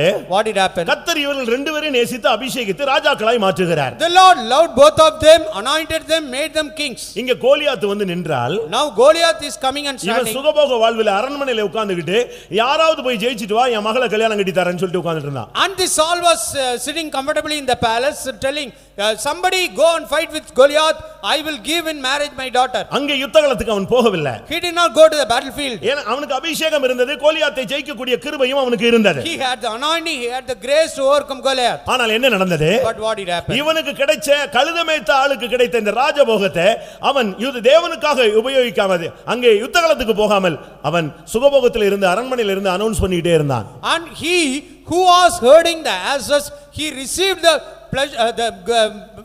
palace from the Lord, but he is sitting in the palace not going to the battlefield. அதற்கு பின்பு அவனுக்கு அதிலே இருக்க வாய்ப்பு இல்லாமல் கர்த்தர் மாற்றி விடுகிறார். And the Lord made a situation like that, he may not remain in the palace anymore. அதுபோலவே யுத்தகளத்திலே யோவாப் நிக்கும் பொழுது தாவீது இங்கே அரண்மனையிலே உப்பரியிலே சுத்தினான், வாழ்க்கையிலே ஒரு பெரிய அடி விழுந்தது. In the same way David was in his palace while Joab was in the battlefield. There was a great fall in his life. சுகபோக வாழ்க்கை உன்னுடைய வாழ்க்கையிலே தோல்வியை கொண்டு வந்து விடுகிறது. The life of pleasure will bring failure in your life. அருமையானவர்களே, நீங்கள் உங்களில் எத்தனை பேர் சுகபோக பிரியர்களாய் மாறி இருக்கிறீர்கள்? Beloved, how many of you are desiring life of pleasure? சுகஜீவிகள் நிந்தனையில் அகங்காரிகளாக அவர்கள் மாறுகிறார்கள். The lovers of pleasure shall become haughty. உங்களை அறியாமலே நீங்க மத்தவங்களை நிந்திச்சு பேச ஆரம்பிப்பீங்க. Without knowing yourself you will be reproaching others. 123ஆம் சங்கீதம் 4ஆம் வசனத்திலே சுகஜீவிகளுடைய நிந்தனைகள் மற்றவர்களை தாறுமாறா பேசுறதுக்கு காரணம் உன்னுடைய சுகபோக வாழ்க்கை. In the Psalm 123 5th verse, the reason for you reproaching others is that you are living a life of pleasure. அருமையானவர்களே, உங்களை அறியாமலே நீங்கள் சுகபோக வாழ்க்கையிலே சிக்கி இருக்கிறீர்களா? Beloved, not knowing yourself, are you caught in a life of pleasure? ஒரு சில பிள்ளைகளுக்கு பெற்றோருடைய கஷ்டம் தெரியாது. Some children may not know the suffering of the parents. அவங்க எப்படி எந்த லோ ஸ்டேஜில இருந்து ஏறி வந்தாங்கன்னு இப்ப சொன்னா எப்பவும் புலம்பிக்கிட்டே இருக்காதன்னு சொல்லுவாங்க. If they recount from what low state they have come up, they will ask them to stop. அவங்களுக்கு கஷ்டப்பட்டு பணம் சம்பாதிக்கல, நீங்க கஷ்டப்பட்டு அலைஞ்சு திரிஞ்சு தெருவா திரிஞ்சு சேர்த்து வச்சிருக்கீங்க. இன்னைக்கு அவங்க சுகபோகத்துல இருந்து உங்களை அற்பமாக எண்ணுகிறார்கள். They have not suffered and earned the money. You have earned the money and kept for them. they are living pleasure and despising you. கடைசில என்ன நடக்கிறது? Finally what is happening? உங்களுடைய பிள்ளைகள் அந்த சுகபோகத்திலே திளைத்து விட்டு விசுவாச மார்க்கத்தை விட்டு விலகி போகிறார்கள். The children live in pleasure and depart from the way of faith. நீ சேர்த்து வைத்த பணமும் நீ சேர்த்து வைத்ததான சொத்துக்களும் அந்த பிள்ளைகளுடைய வருங்காலத்துக்கு நீ சேர்த்து வைத்தாய். ஆனால் அவர்களுடைய விசுவாசத்துக்காக நீ ஒன்றையுமே பயிற்சிவிக்கவில்லை. You gathered the money for your children for their future, but you have not gathered anything for their இன்னைக்கு faith. நமக்கு சில காரியங்கள் பிரசங்கங்கள் மண்டையில ஏறதில்லை. காரணம் சுகபோக வாழ்க்கைதான். Today we are many messages are not reaching into us. The reason is that the life of pleasure. ஏசாயா 47 அதிகாரம் 7-8 வசனங்களை நாம் பார்க்கும் பொழுது, In Isaiah 47 chapter 7th and 8th verse, என்றைக்கும் நாயகியாய் இருப்பேன் என்று சொல்லி நாங்கள் சொல்லுகிற காரியங்களை உன் மனதிலே நீ வைக்கவில்லை, முடிவையும் நீ நினையாமல் போய்விட்டாய். and you are thinking that I shall be a lady forever, and you did not lay these things again to thy heart and remember the later end of it. சுகபோக வாழ்வு அகங்காரங்களை உனக்குள்ளே உண்டாக்குகிறது. And the life of pleasure will make you haughty and headstrong. ஏசாயா 47:1 நாம் பார்க்கும் பொழுது, In Isaiah 47:1 if you read, அங்கே சொல்லி இருக்கிறது, நீ சுக செல்வி என்று இனி அழைக்கப்படுவதில்லை, உனக்கு சிங்காசனம் இல்லை என்று சொல்லி இருக்கிறது. there it is written, there is no throne for you, you shall no more be called tender and delicate. அருமையானவர்களே, உங்களில் எத்தனை பேர் சுகபோகத்திலே இருந்து வருங்காலத்திலே வருகிற மகிமையான சிங்காசனத்தை விட்டுவிட போகிறீர்கள்? How many of you are going to live a life of pleasure and lose the throne which is to come in future? உன்னை புழுதியில் இருந்து எடுத்தது எதற்காக?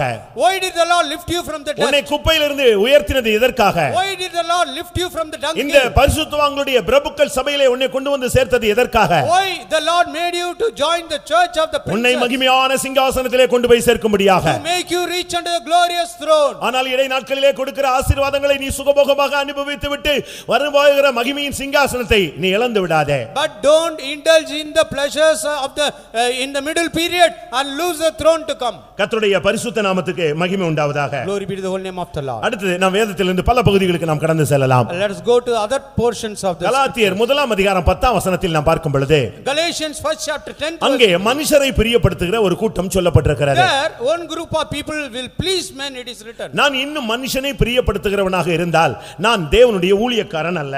If I am pleasing another man, I am not a servant of God. கலாத்தியர் 1 அதிகாரம் 10 வசனத்தில் இந்த வார்த்தையை நான் பார்க்க முடியும். In Galatians 1st chapter 10th verse we can read about that. பிரியமானவர்களே, மனுஷரை பிரியப்படுத்துகிற ஒரு கூட்டம். Seeking to please men. இன்றைக்கும் கூட உலகத்துல பாருங்க, மனுஷனை பிரியப்படுத்துகிறார்கள். Even today they try to please men. ஒரு சிலர் புருஷனை ரொம்ப பிரியப்படுத்துறாங்க. Some will try to please their husband. ஒரு சிலர் மனைவியை ரொம்ப பிரியப்படுத்துறாங்க. Some others will please their wives. ஒரு சிலர் ஒவ்வொருவரை ஒரு விதத்திலே அவர்கள் பிரியப்படுத்துகிறார்கள். And some people will please others in some way. மனுஷனை ஒருத்தன் பிரியப்படுத்திட்டான்னு சொன்னா அவன் தேவனுடைய ஊழியக்காரன் அல்ல, தேவனுடைய விசுவாசியும் அல்ல. If a person is pleasing another man, he is not a servant of God, he is not a believer. நீ மனுஷனை பிரியப்படுத்தும்படியாக அழைக்கப்பட்ட நபர் அல்ல. You are not a man called to please men. மனுஷனை பிரியப்படுத்துகிறது ஒரு தோல்விகரமான ஒரு வாழ்க்கை. It is a life of failure to please other men. 1 கொரிந்தியர் 7 அதிகாரம் 33-34 வசனங்களை நாம் பார்க்கும் பொழுது, 1 Corinthians 7 chapter 33 and 34. அங்கே ஒரு கூட்டம் புருஷனை எப்படி பிரியப்படுத்தலாம் என்று அலைந்து கொண்டே இருக்கிறது. One group are wondering how to please their husband. ஒரு கூட்டம் மனைவியை எப்படி பிரியப்படுத்தலாம் என்று அலைந்து கொண்டே இருக்கிறது. Another group are trying to please their wives. இது ரெண்டுமே விவாகமானவர்களுக்கு சொல்லப்பட்ட ஒரு வார்த்தை. Both these words are given for the people who are இவர்களுடைய married. மைண்ட் முழுவதும் மனைவியை புருஷனை எப்படி பாக்கெட் பண்றது இதுதான் ஓடிட்டே இருக்கு. Their mind will always be thinking how to please the wife. இன்னைக்கு போய் எப்படி வீட்ல போய் ப்ராப்ளத்தை சால்வ் பண்றது, என்ன பண்ணா இது கிளியர் ஆகும், இதுதான் ஆபீஸ்ல கூட மண்டையில ஓடிட்டே இருக்கு. How to solve the problem, how the problem can be cleared, that will always be in the thought in the mind. அவங்க மைண்ட்ல இது ஓடிட்டே இருக்கிறது. புருஷனை பிரியப்படுத்துகிறார், How to please the husband, மனைவியை பிரியப்படுத்துகிறார், how to please the wife. பிரியமானவர்களே, இது உலகத்துல ஒரு நடைமுறை வாழ்க்கையாக இருந்தாலும் வேதத்தின் அடிப்படையிலே பார்க்கும் பொழுது இது ஒரு சாபகரமான ஒரு அனுபவம். Even though it is practically seen in the world, according to the scriptures, it is a life of curse. ஒரு சிலர் மைண்ட் புருஷன் பின்னாலே போயிட்டே இருக்கும், இல்ல மனைவி பின்னாலே போயிட்டே இருக்கும். Some people's mind will follow after the wife or after their husband. 10 நிமிஷம் லேட்னா உடனே பேசுவாங்க. 10 minutes late, immediately they will question. ஒரு சகோதரனை நான் ஒரு நாள் கூட்டு கார் எடுத்துட்டு வா நம்ம சென்டர் ஃபைத்தம் போகணும்னு சொல்லியிருந்தேன். I asked a brother to come with the car to go to the center faithum. அவர் என் கூட தான் எனக்கு தான் கார் ஓட்டிட்டு வராரு. ஆனா வீட்டுக்கார மாட்ட இருந்து ஒரு 5 ட்ரிப் ஃபோன் வந்துருச்சு. He was driving the car for me, but the wife had rang up 5 times. ஒன்று சந்தேகம், One is doubt, மற்றொன்று அவன் மேல உள்ள ஒரு ஆவி, ஈர்ப்பு சக்தி. other is the obsession upon that person. நான் சொன்னேன் நான் கிட்ட இருக்கிறேன்னு சொன்னேன். And I told her I am இல்ல near him. ஆபீஸ் விஷயமா கேட்க தான் நான் எடுத்தேன். அது என்ன 5 trip? She said, I wanted to inquire about the office, she said. பிரியமானவர்களே, ஆதியாகமத்தில் நீங்க பார்க்கும் பொழுது But if you turn to the book of Genesis, 3ஆம் அதிகாரம் 16ஆம் வசனத்துல அவனுடைய ஆசை அவளை பற்றி இருக்கும். இது சாபத்தின் ஒரு வார்த்தை. in 3:14 we read the word of curse, your desire will be உன் after புருஷன் him. பின்னாலேயே நீ போயிட்டு இருக்கற, இல்ல உன் மனைவி பின்னாலேயே போயிட்டு இருக்கறனா இது ஒரு சாபம்.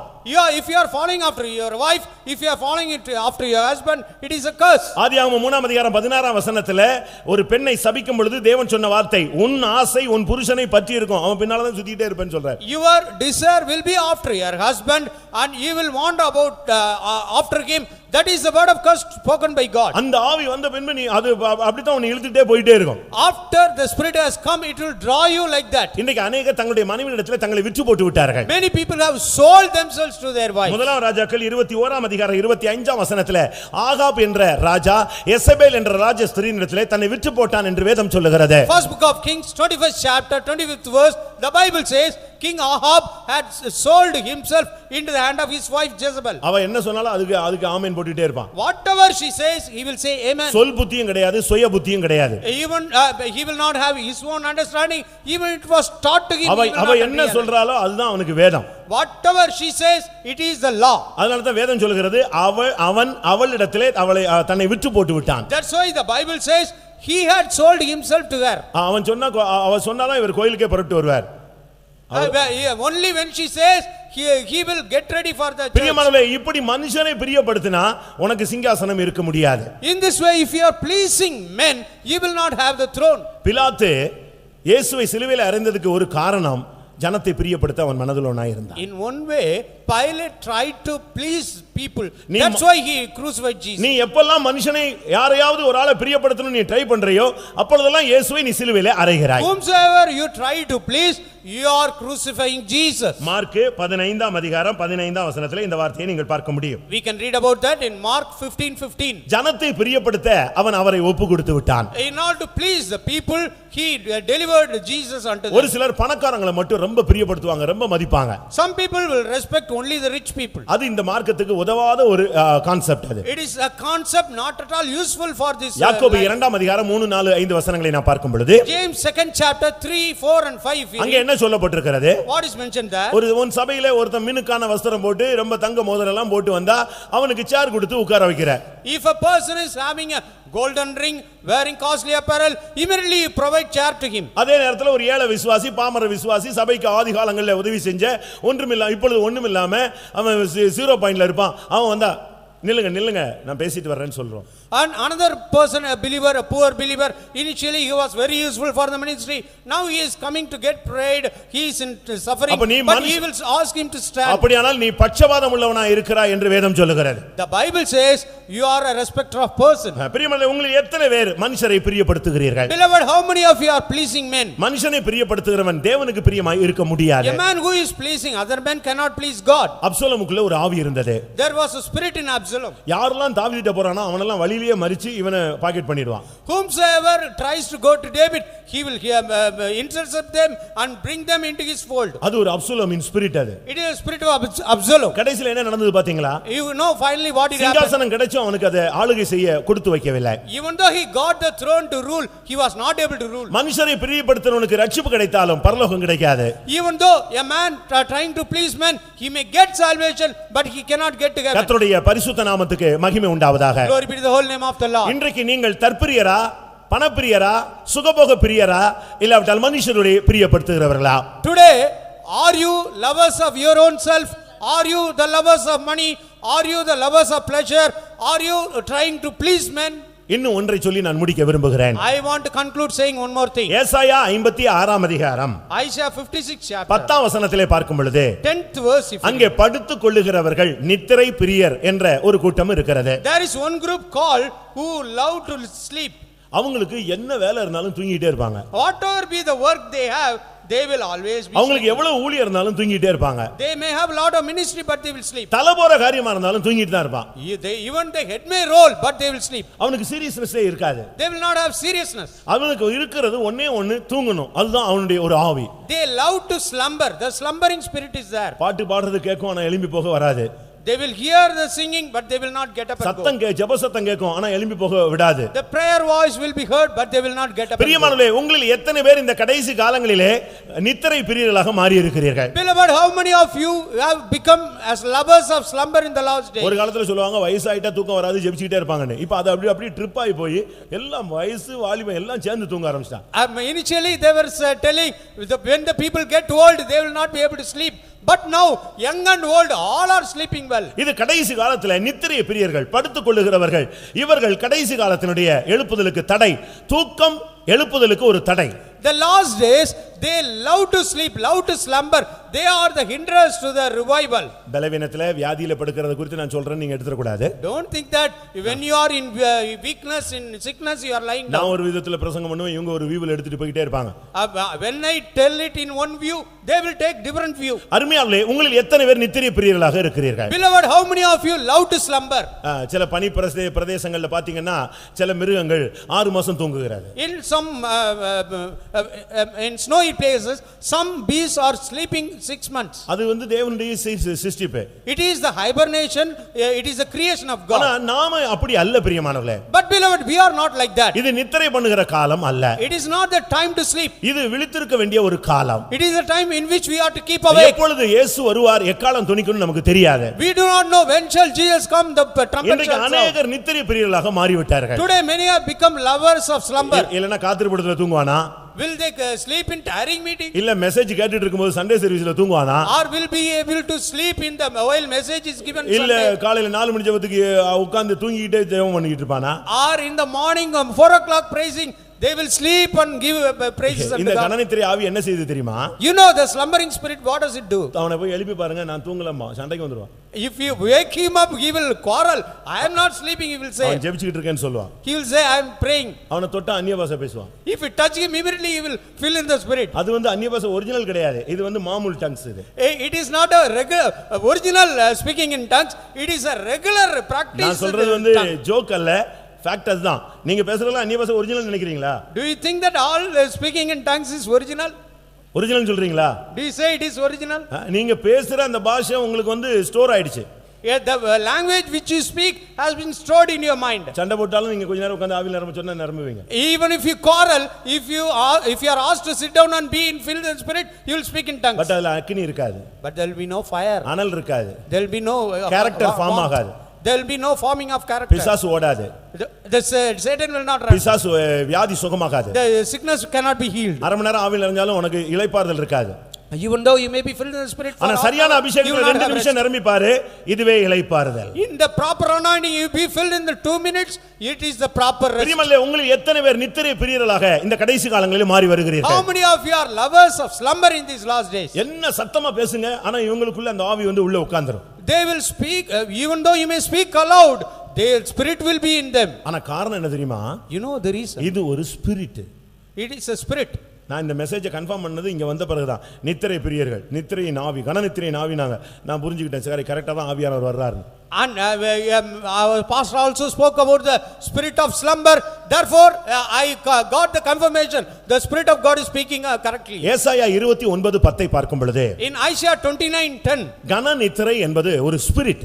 the spirit of slumber is a spirit. அது ஒரு கனநித்திரையின் ஆவி என்று தான் It is சொல்லப்பட்டிருக்கிறது. called as a spirit of slumber. அந்த வல்லமை ஒரு மனிதனுக்குள்ள வரும் பொழுது அவன் எவ்வளவு பெரிய ஆளாக இருந்தாலும், எவ்வளவு அதை எதிர்த்து போராடினாலும் கொஞ்ச நேரத்துல அவன் அது கீழே வீழ்த்திடுது. He may be a great person, he may strive against the spirit, but in a little while he will be ஆதியாகமம் 15ஆம் அதிகாரத்துல ஆபிரகாம் விசுவாசத்தின் தகப்பன், ஆனா 6:30க்கே தூங்கிட்டாரு. In book of Genesis 15th chapter we read about Abraham. He was a father of the faithful, but he slept at 6:30. ஆதியாகமம் 15ஆம் அதிகாரம் 12ஆம் வசனத்தை நீங்க பாத்தீங்கன்னு சொன்னா, சூரியன் அஸ்தமிக்கும் பொழுது ஆபிரகாமுக்கு அயர்ந்த நித்திரை வந்தது. In 15:12 of the book of Genesis, when the sun was about to set, Abraham had a deep sleep. அன்னைக்கு என்ன நடந்துச்சு தெரியுமா? You know what did happen? பலி பொருளை செலுத்தி வச்சிட்டு உட்கார்ந்து இருக்கான், இங்க தூங்க ஆரம்பிச்சிட்டான். He had put the beast of sacrifice there and he started sleeping. பறவைகள் எல்லாம் வந்து இறங்கி பலி எடுக்க ஆரம்பிக்கிறது. The fowls are landing upon the carcasses eating them. இவனுக்கு இந்த தூக்க மயக்கத்துல அதை வந்து துரத்த முடியாம தடுமாறுறான். And because of slumbering he was not able to cast them out. இந்த நேரத்துல கர்த்தர் பேசுறார், உன்னுடைய சந்ததி தலைமுறை தலைமுறையாக சாபத்துக்குள்ளே அடிமைத்தனத்துக்குள்ளே போகும்னு வந்துச்சு. And the curse was given by the Lord at that time. Your generation will go under captivity for உன்னுடைய ஆவிக்குரிய ஜீவியத்திலே நித்திரை பிரியனாய் மாறும் பொழுது உன்னுடைய சந்ததி சாபத்தின் சந்ததியாக சிக்கி விடுகிறது. When in your spiritual life you love the slumbering, then your generation will get into curse. நீங்கள் சிம்சோனை குறித்து படித்து பாருங்கள். You read about Samson. சரியான வல்லமை உள்ள மனிதன். He was having a great power of God. ஆனால் ஒரு நாள் நித்திரை பண்ணினான், அவனுடைய பிரதிஷ்டை நஷ்டப்பட்டு விட்டது. One day he slept and he lost the consecration. நீதிமொழிகள் 16ல நீங்கள் அதை பார்க்க முடியும்.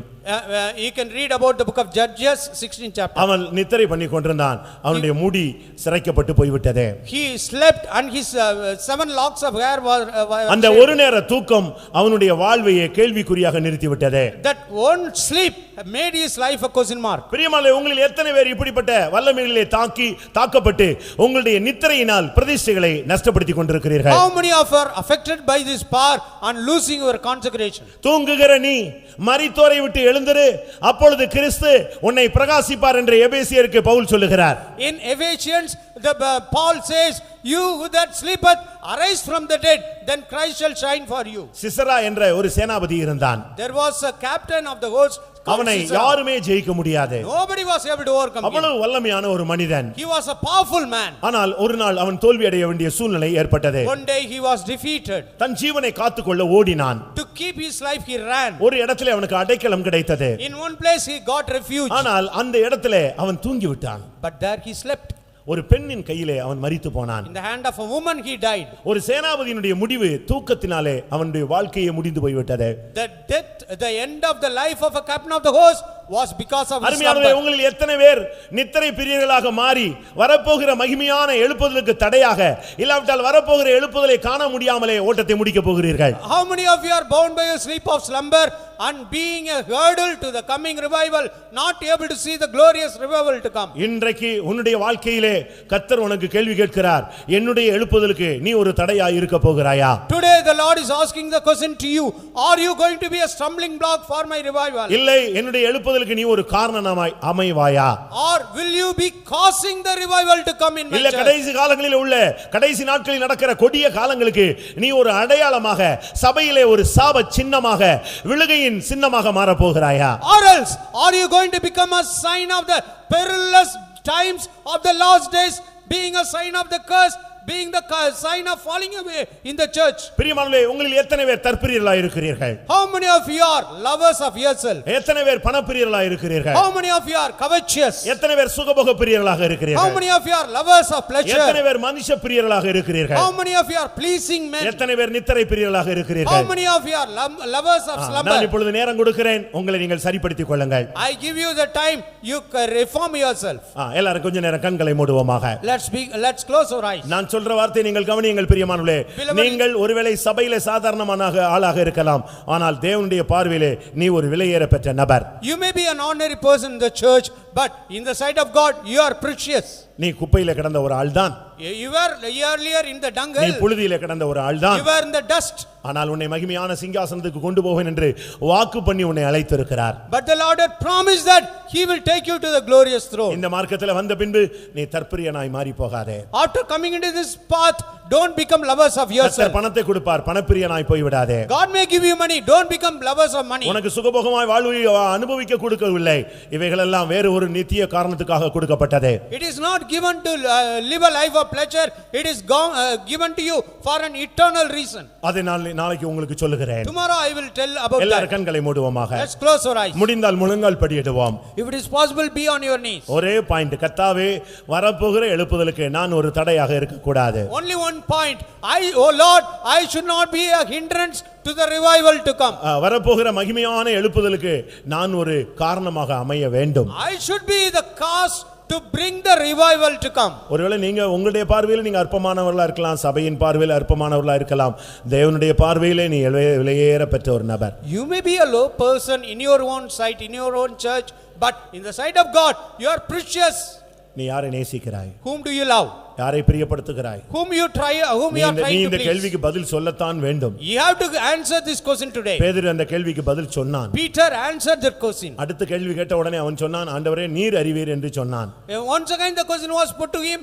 He said, "Oh Lord, you know it." மறுபடியும் கேள்வி கேட்ட பொழுது, கர்த்தாவே அதை நீர் அறிவீர் ஆண்டவரே என்று சொன்னான். Third time the question was put to him, "Oh Lord, thou knowest the reason." எல்லாரும் கண்களை மூடுவோம். Let's close our eyes. சில நிமிடங்கள் நான் தருவேன். I give you some minutes. அதுக்கு முன்பாக இந்த 5 காரியங்களும் இயேசுவின் நாமத்தில் நம்மை விட்டு வெளியே போய்விட வேண்டும். Before that, these 5 things in the name of Jesus should depart from us. இல்லாவிட்டால் இதை உண்டு பண்ணின, இதை வைத்துக்கொண்டு உன்னுடைய வாழ்க்கையை ஊழியத்தை சீரழித்துக் கொண்டிருந்த அந்த 5 ஆவிகளும் அழிந்து போக வேண்டும். Or the 5 spirits which are bringing these things in you and destroying your ministry, your life should go away from you. பண ஆசை அது ஒரு ஆவிதான். The love of money is a spirit. தன்னையே பிரியப்படுத்துவது அது ஒரு ஆவிதான். To please oneself, the selfishness is a spirit. சுகபோகத்திலே கொண்டு போய் உன்னை தள்ளுகிறது ஒரு ஆவிதான். The loving of pleasure is a spirit. மனுஷனுக்கு பின்னாலேயே உன்னை அலைய வைக்கிறது ஒரு ஆவிதான். Making you wander behind men, it is a spirit. கன நித்திரை ஒரு ஆவிதான். Slumbering is a spirit. ஆமா, எல்லாரும் கண்களை மூடுவோம். Let's close our eyes. பிரியமானவர்களே, உங்களுக்கு எத்தனை பேருக்கு இந்த ஆவிகளுடைய போராட்டங்களில் இருந்து, இந்த தடையான தன்மைகளில் இருந்து விடுதலை தேவைப்படுகிறது? Beloved, how many of you want deliverance from these hindering spirits? இது இந்த வருஷ கடைசிக்கு ஒரு சுத்திகரிப்பாக அமைய வேண்டும். This should be a sanctification at the end of the year. எல்லாரும் கைகளை கீழே போடுங்க. Put your hands down. வேத வசனங்களை நான் கேட்டேன். I asked the questions from the scriptures. அவைகள் எனக்கு நான் உட்கொண்டேன். I heard the word of God. I ate them. இதை கேட்கும் பொழுது, when I hear this, இதிலே பல காரியங்கள் எனக்குள் இருப்பதை உணர்கிறேன். I realize many things are found in me. அநேக நேரங்களில் நான் தற்பிரியனாக என்னையே பிரியப்படுத்தி, என்னையே கனப்படுத்தி, என்னையே மெச்சிக்கொண்டு, என்னையே நான் நினைத்துக்கொண்டு நான் போராடி கொண்டிருந்தேன். அது என்னுடைய குறை என்று உணர்கிறேன் சொல்றவங்க கைகளை வைத்துங்கள். The people who think that many times I was thinking about them, myself, boasting about myself, glorifying myself, praising myself, and I realize that. Such people, raise your hands. பிரியமானவர்களே, பாருங்கள், கர்த்தருடைய ஆவியானவர் உங்களோடு தான் பேசிக் கொண்டிருக்கிறார். Beloved, the Spirit of God has been speaking to you only. சில நேரங்களிலே நான் பணப்பிரியனாய் மாறிவிட்டேன். Sometimes கைகளை கீழே போடுங்கள். Put your hands down. நான் சில நேரங்களிலே பணப்பிரியனாய் மாறி போய்விட்டேன். Sometimes I have become covetous. பணம் போய் என்னுடைய விசுவாசத்தை நஷ்டப்படுத்தி விட்டேன். I have followed after money and lost the faith. தேவ சமூகத்தை விட்டு விலகி ஓடி இருக்கிறேன். I have departed running from the presence of God. அது தப்பு என்று நான் உணர்கிறேன். I realize it is wrong. பண ஒரு ஆசை எனக்குள்ளே போராடினது. The love of money strove in me. சண்டை போட்டு சொத்தை வாங்க சொன்னது. It made me to quarrel for my possession. வஞ்சித்து எடுக்க சொன்னது. It made me to deceive and take. எடுப்பது நியாயம் என்று எனக்குள்ளே ஒரு ஆவி போராடினது. Another spirit told me taking is righteous. கேளு, பெற்றுக்கொள், எடுத்துக்கொள் என்று சொல்லி என்னோடு போராடினது. Don't leave it, ask for and receive. நான் துவக்க காலங்களில் இப்படி இருந்ததில்லை. Initially I was not like that. ஆனால் இடை நாட்களிலே ஒரு பண ஆவி, ஒரு பண ஆசை என்னோடு போராடினது என்பதை எத்தனை பேர் ஒத்துக்கொள்கிறீர்கள்? அப்படிப்பட்டவர்கள் கரங்களை உயர்த்துங்கள். But in the days in between, such spirit love of money has come in me. How many of you realize that? நான் உன்னை காண்கிற தேவன். I am the Lord that seeth you. நான் உன்னை காண்கிற தேவன். I am the Lord who sees you. அதை மறந்து விடாதே. Don't forget.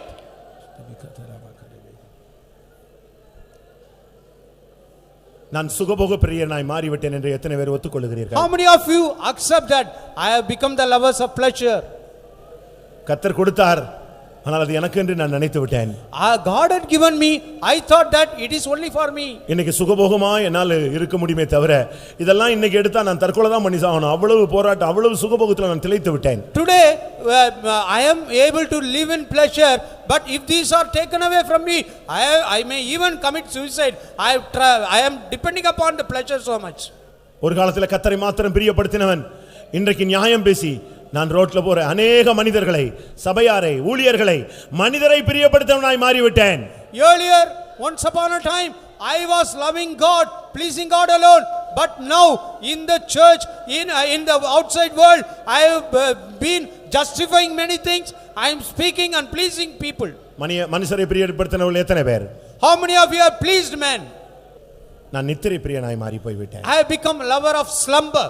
ஒரு காலத்துல நான் இரவுல ஜெபித்த ஒரு ஆள். Once I was praying in the night. இன்னும் எனக்கு ஞாபகம் இருக்கு, இரவெல்லாம் நான் ஜெபித்த ஒரு ஆள். Even now I remember throughout the night I prayed. அடுத்த நாள் எனக்கு தூக்கமே வராது, டயர்ட்னஸே இருக்காது. The next day I will not feel tired, I will not feel sleepy. காலையில எல்லாம் கர்த்தர் என்னை எழுப்பி விடுவார். In the morning the Lord will wake me up. ஆனா இப்போ ஒரு 5 நிமிஷம் கிடைச்சா கூட நான் தூங்குற ஒரு ஆளா மாறிட்டேன். But now even if I get 5 minutes I am sleeping. எத்தனை பேர் ஒத்துக்கொள்கிறீர்கள்? How many of you accept that? Right, எல்லாரும் கைகளை கீழே போடுவோம். Please put your hand down. ஒரு 5 நிமிடம் பிரியமானவர்களே, ஆண்டவருக்கு ஒவ்வொரு நிமிடத்துல ஒவ்வொரு ஸ்பிரிட்டை துரத்திக்கிட்டே இருப்பார். Beloved, 5 minutes. Hallelujah. In each minute the Lord will send out one spirit. இதுல உனக்குள்ள எந்த ஆவி அதிகமா இருக்கோ அந்த ஆவியை அபிஷேகம் அதிகமாய் வரும்.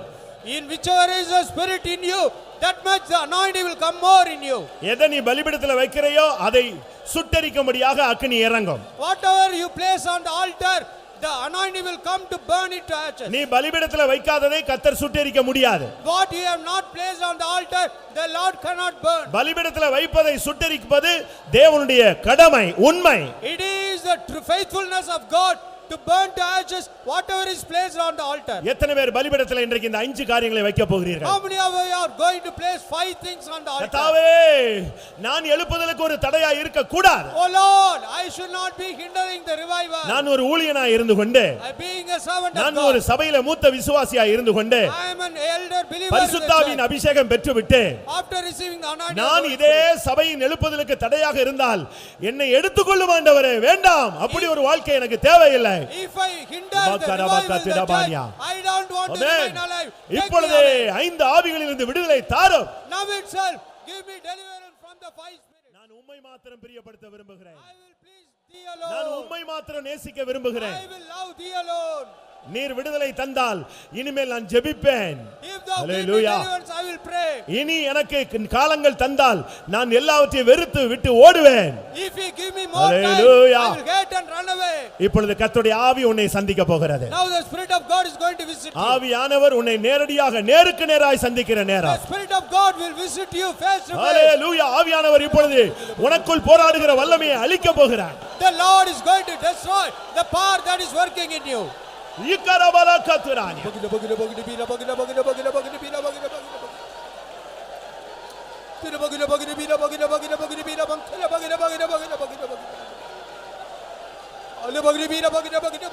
ஏய் நபக்க துரானியா.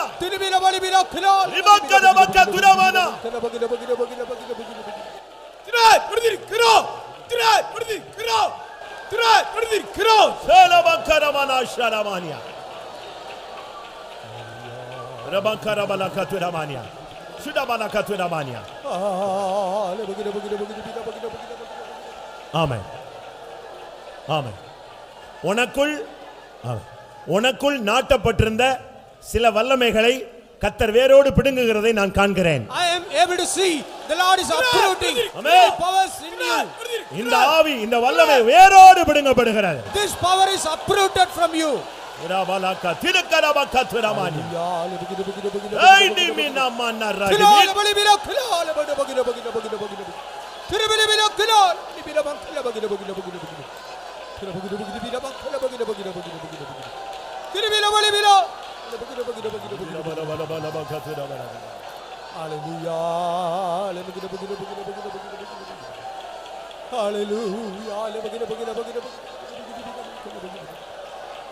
பாபிதாவே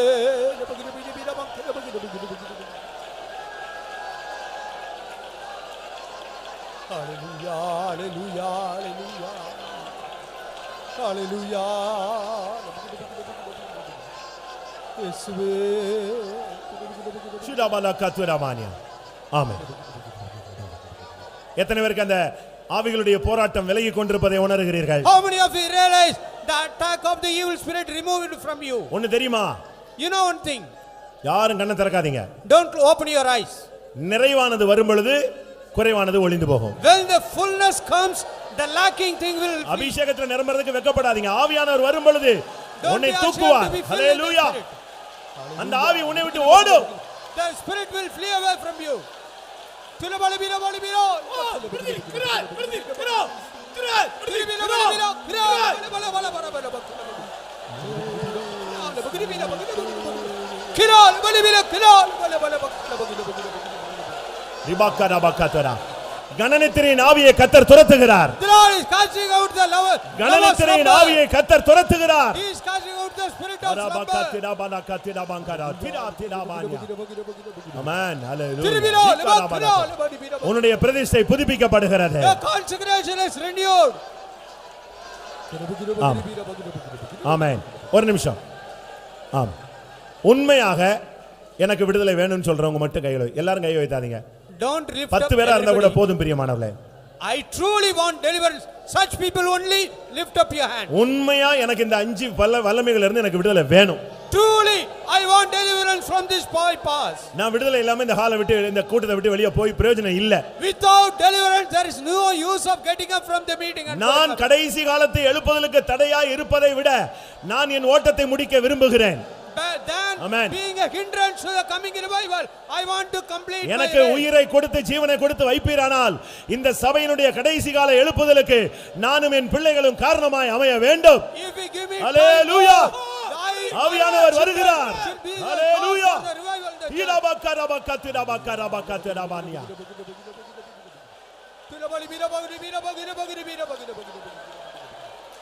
Hallelujah, hallelujah.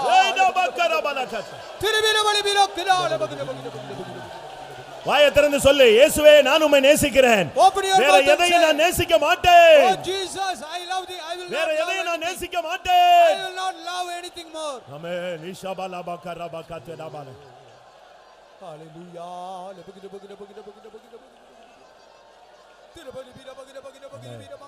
என் இயேசுவே உம்மையே நான் நேசிக்கிறேன். வேறெந்த வீண் வாழ்வையும் நாடாதிருப்பேன்.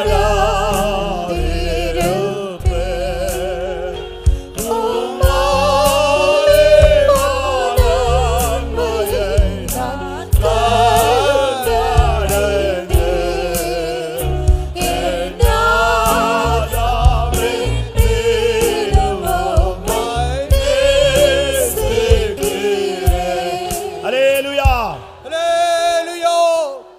இது ஒரு வொர்ஷிப் மாதிரி அப்படியே பாடுங்க.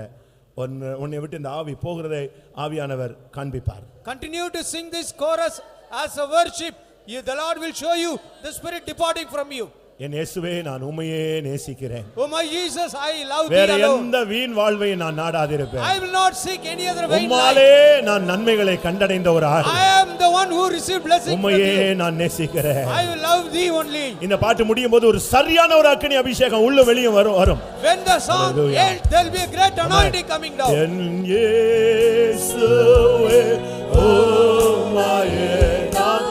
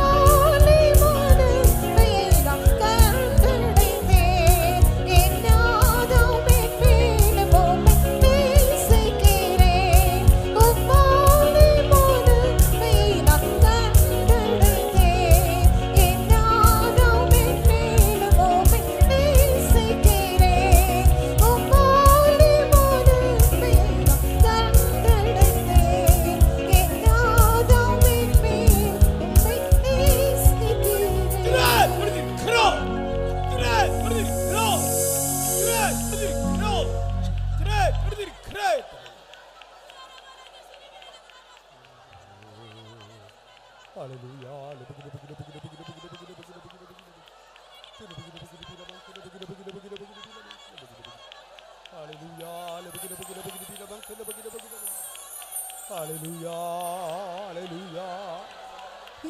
இயேசுவே உம்மை நான் நேசிக்கிறேன். நேரத்து வீண் வாழ்வு நாடாதிருப்பேன். உம்மாலே மனதை நான்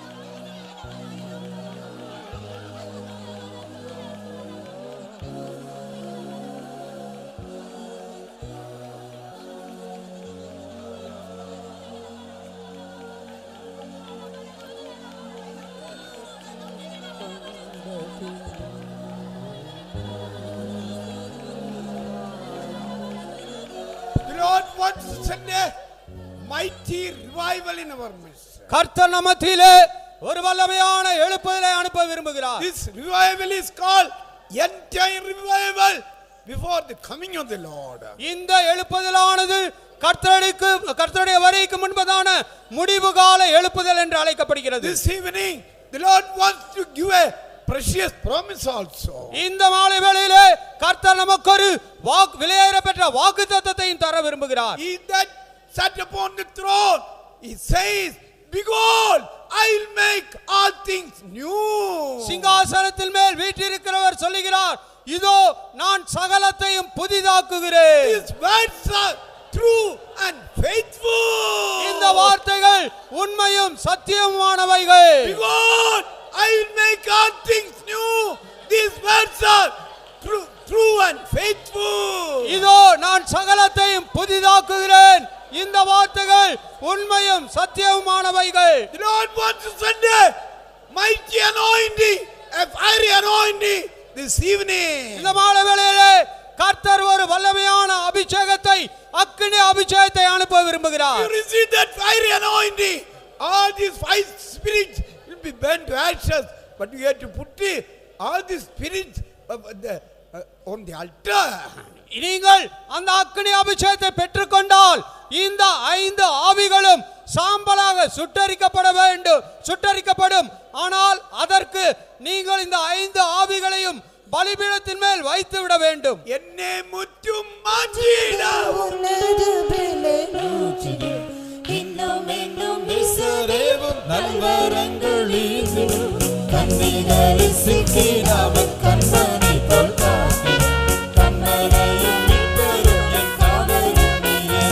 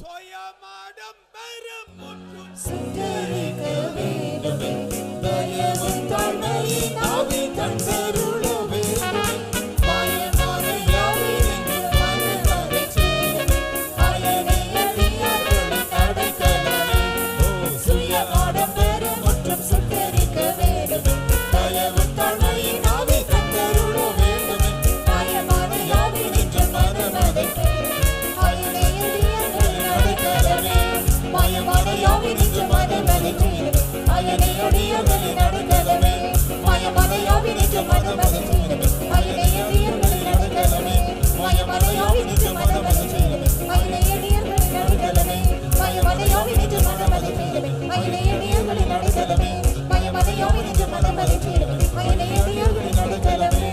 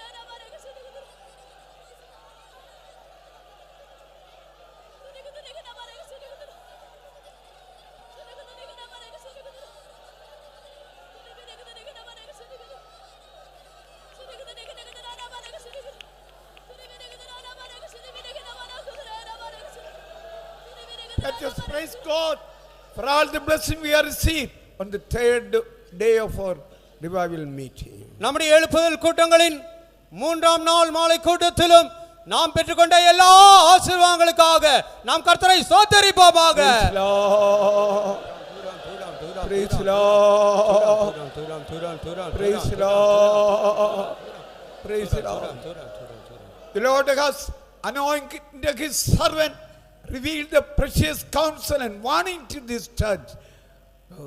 In the last day, last month of this year, for our spiritual edification and also getting ready for the coming of the Lord, Father, let us praise God.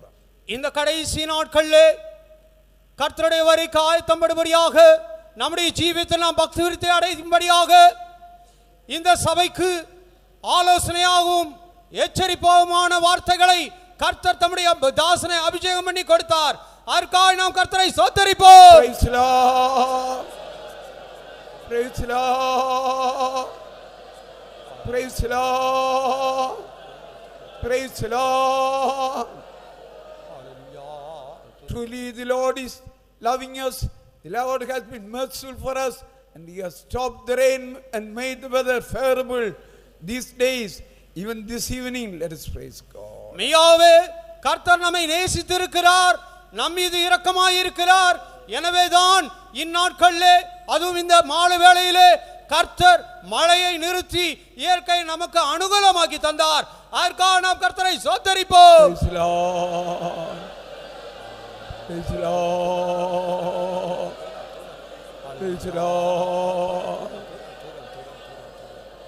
Giving all the glory, honor and praise to Father, Son and the Holy Spirit. Praise God. எல்லா துதி கன மகிமையும் பிதா குமாரன் பரிசுத்தாவியானவருக்கே செலுத்தி நாம் கர்த்தரை ஸ்தோத்திரிப்போம். சோத்ரா சோத்ரா சோத்ரா சோத்ரா சோத்ரா சோத்ரா சோத்ரா சோத்ரா. அன்பான பிதாவே, நன்றியோடு துதிக்கிறோம், ஸ்தோத்திரிக்கிறோம். எங்களையும் சபையும் நீர் நேசிக்கிறபடியால் இப்படிப்பட்டதான எழுப்புதல் கூட்டத்தினர் தந்தீர். அதற்காக நன்றியோடு துதிக்கிறோம், ஸ்தோத்திரிக்கிறோம். கர்த்தாவே, இந்த மூன்றாம் நாள் மாலை வேளையிலும் நீர் சர்வ வல்லமுள்ள தேவனாக எங்கள் மத்தியிலே வெளிப்பட்டபடியால் ஸ்தோத்திரம். கர்த்தாவே, வாஞ்சையோடு வந்த எல்லா தேவனுடைய பிள்ளைகளுக்காக ஸ்தோத்திரம். பாடல் பகுதியிலே கர்த்தர் ஆவிக்குள்ளாக்கி ஆசீர்வதித்தபடியால் ஸ்தோத்திரம் கர்த்தாவே. ஆண்டவரே, கடைசி நாட்களிலே ஆண்டவரே, ஆண்டுடைய வருகை சமீபமாக இருக்கிறது. நாங்கள் கடைசி நேரத்தில் வந்திருக்கிறோம் என்பதை கேள்விப்பட்டோம் கர்த்தாவே. ஆகவே நாங்கள் ஆண்டுடைய வருகைக்கு ஒரு தடையா இராதபடிக்கு, ஆண்டவரே, கடைசி நாட்களில் சபையில் ஒரு எழுப்பதில் உண்டாவதற்கு ஒரு தடையா இராதபடிக்கு எங்களுக்குள்ளே காணப்படுகிறதான அந்த பொல்லாத வல்லமைகளை உணரும்படியாக நீர் எங்களோடு இந்த வேளை பேசி எச்சரித்த வார்த்தைகளுக்காக நன்றியோடு துதிக்கிறோம் ஸ்தோத்திரிக்கிறோம் கர்த்தாவே. மெய்யாகவே இந்த நாட்களிலே நாங்கள் ஒரு தற்பெரியராக ஜீவிக்காதபடிக்கு, எங்களையே மேன்மைப்படுத்தி கொண்டு எங்களையே புகழ்ந்து கொண்டு இராதபடிக்கு அப்படிப்பட்டதான சுபாவங்கள் இருக்கும் என்றால் இப்பொழுது நாங்கள் பலிபீடத்தில் வைத்தோம். நீர் அதிலிருந்து விடுதலை தந்திருக்கிறது விசுவாசிக்கிறோம் கர்த்தாவே. இந்த வசனத்தை கேட்ட ஒருவருக்குள்ளையாவது இந்த தற்பரியத்தின் ஆவி கிரியை செய்யாதபடிக்கு, பணப்பிரியத்தின் ஆவி கிரியை செய்யாதபடி, சுகபோகத்துடைய ஆவி கிரியை செய்யாதபடி, மனுஷரை பிரியப்படுத்தின ஆவி கிரியை செய்யாதபடி, நித்திரை பிரியராய் ஒருவராவது இராதபடிக்கு ஆண்டவரே இந்த பொல்லாத வல்லமையில் விடுதலை தந்திருக்கிற கர்த்தாவே. உடைய வசனத்தை கேட்கும் பொழுது நறுகுண்ட இருதய ஊருக்குள்ள உண்டானபடியால் ஸ்தோத்திரம் கர்த்தாவே. கடைசி வேளையில் ஒரு அக்கினி அபிஷேகத்தை தந்து அதில் விடுதலையை தந்தீர். மெய்யாவே இந்த வசனத்தை கேட்ட யாவரும் இந்த ஆவியிலிருந்து விடுதலையை பெற்று ஆண்டவரே சபையில் ஒரு எழுப்பதற்கு ஒரு தடையா இராதபடிக்கு வரைக்கு தங்களை தாங்களே ஆயத்தப்படுத்திக் கொள்ளத்தக்க ரீதியில் நீ சபையை ஆயத்தப்படுத்த முடியாது ஜெபிக்கிற கர்த்தாவே. தொடர்ந்து நடக்கிற கூட்டங்களையும் கர்த்தர் ஆசீர்வதிக்க வேண்டும். வசனம் பேசுகிறான தாசரை பலப்படுத்தி இன்னும் மறைவான ரகசியங்களை ஜனங்களுக்கு வெளிப்படுத்த கர்த்தர் உதவி செய்ய முடியாது ஜெபிக்கிற கர்த்தாவே. எப்படியா இந்த வருஷ கடைசியில் சபையில் ஒரு அக்கினி பற்றி எரியட்டும், சபையில் ஒரு எழுப்பல் உண்டாகட்டும். ஆண்டவரே, முழு தேசத்தில் ஒரு அக்கினி பற்றி எரிய முடியாது ஜெபிக்கிற கர்த்தாவே. எப்படியா கர்த்தர் வரைக்கு சபை ஆயத்தமாக்கப்பட உதவி செய்யும். இயேசுவின் மூலம் தாழ்மையோடு வேண்டிக் கொள்கிறோம் பிதாவே. നമ്മുടെ കർത്താവായ യേശുവിൻ കൃപയും പിതാവായ ദൈവത്തിന്റെ അൻപും പരിശുദ്ധാവിയുടെ ഐക്യവും കാവലും സകല പരിശുദ്ധങ്ങളോട് കർത്തർ വരെ ഇരിപ്പதாக. ആമേൻ. ഹല്ലേലൂയ ഹല്ലേലൂയ ഹല്ലേലൂയ.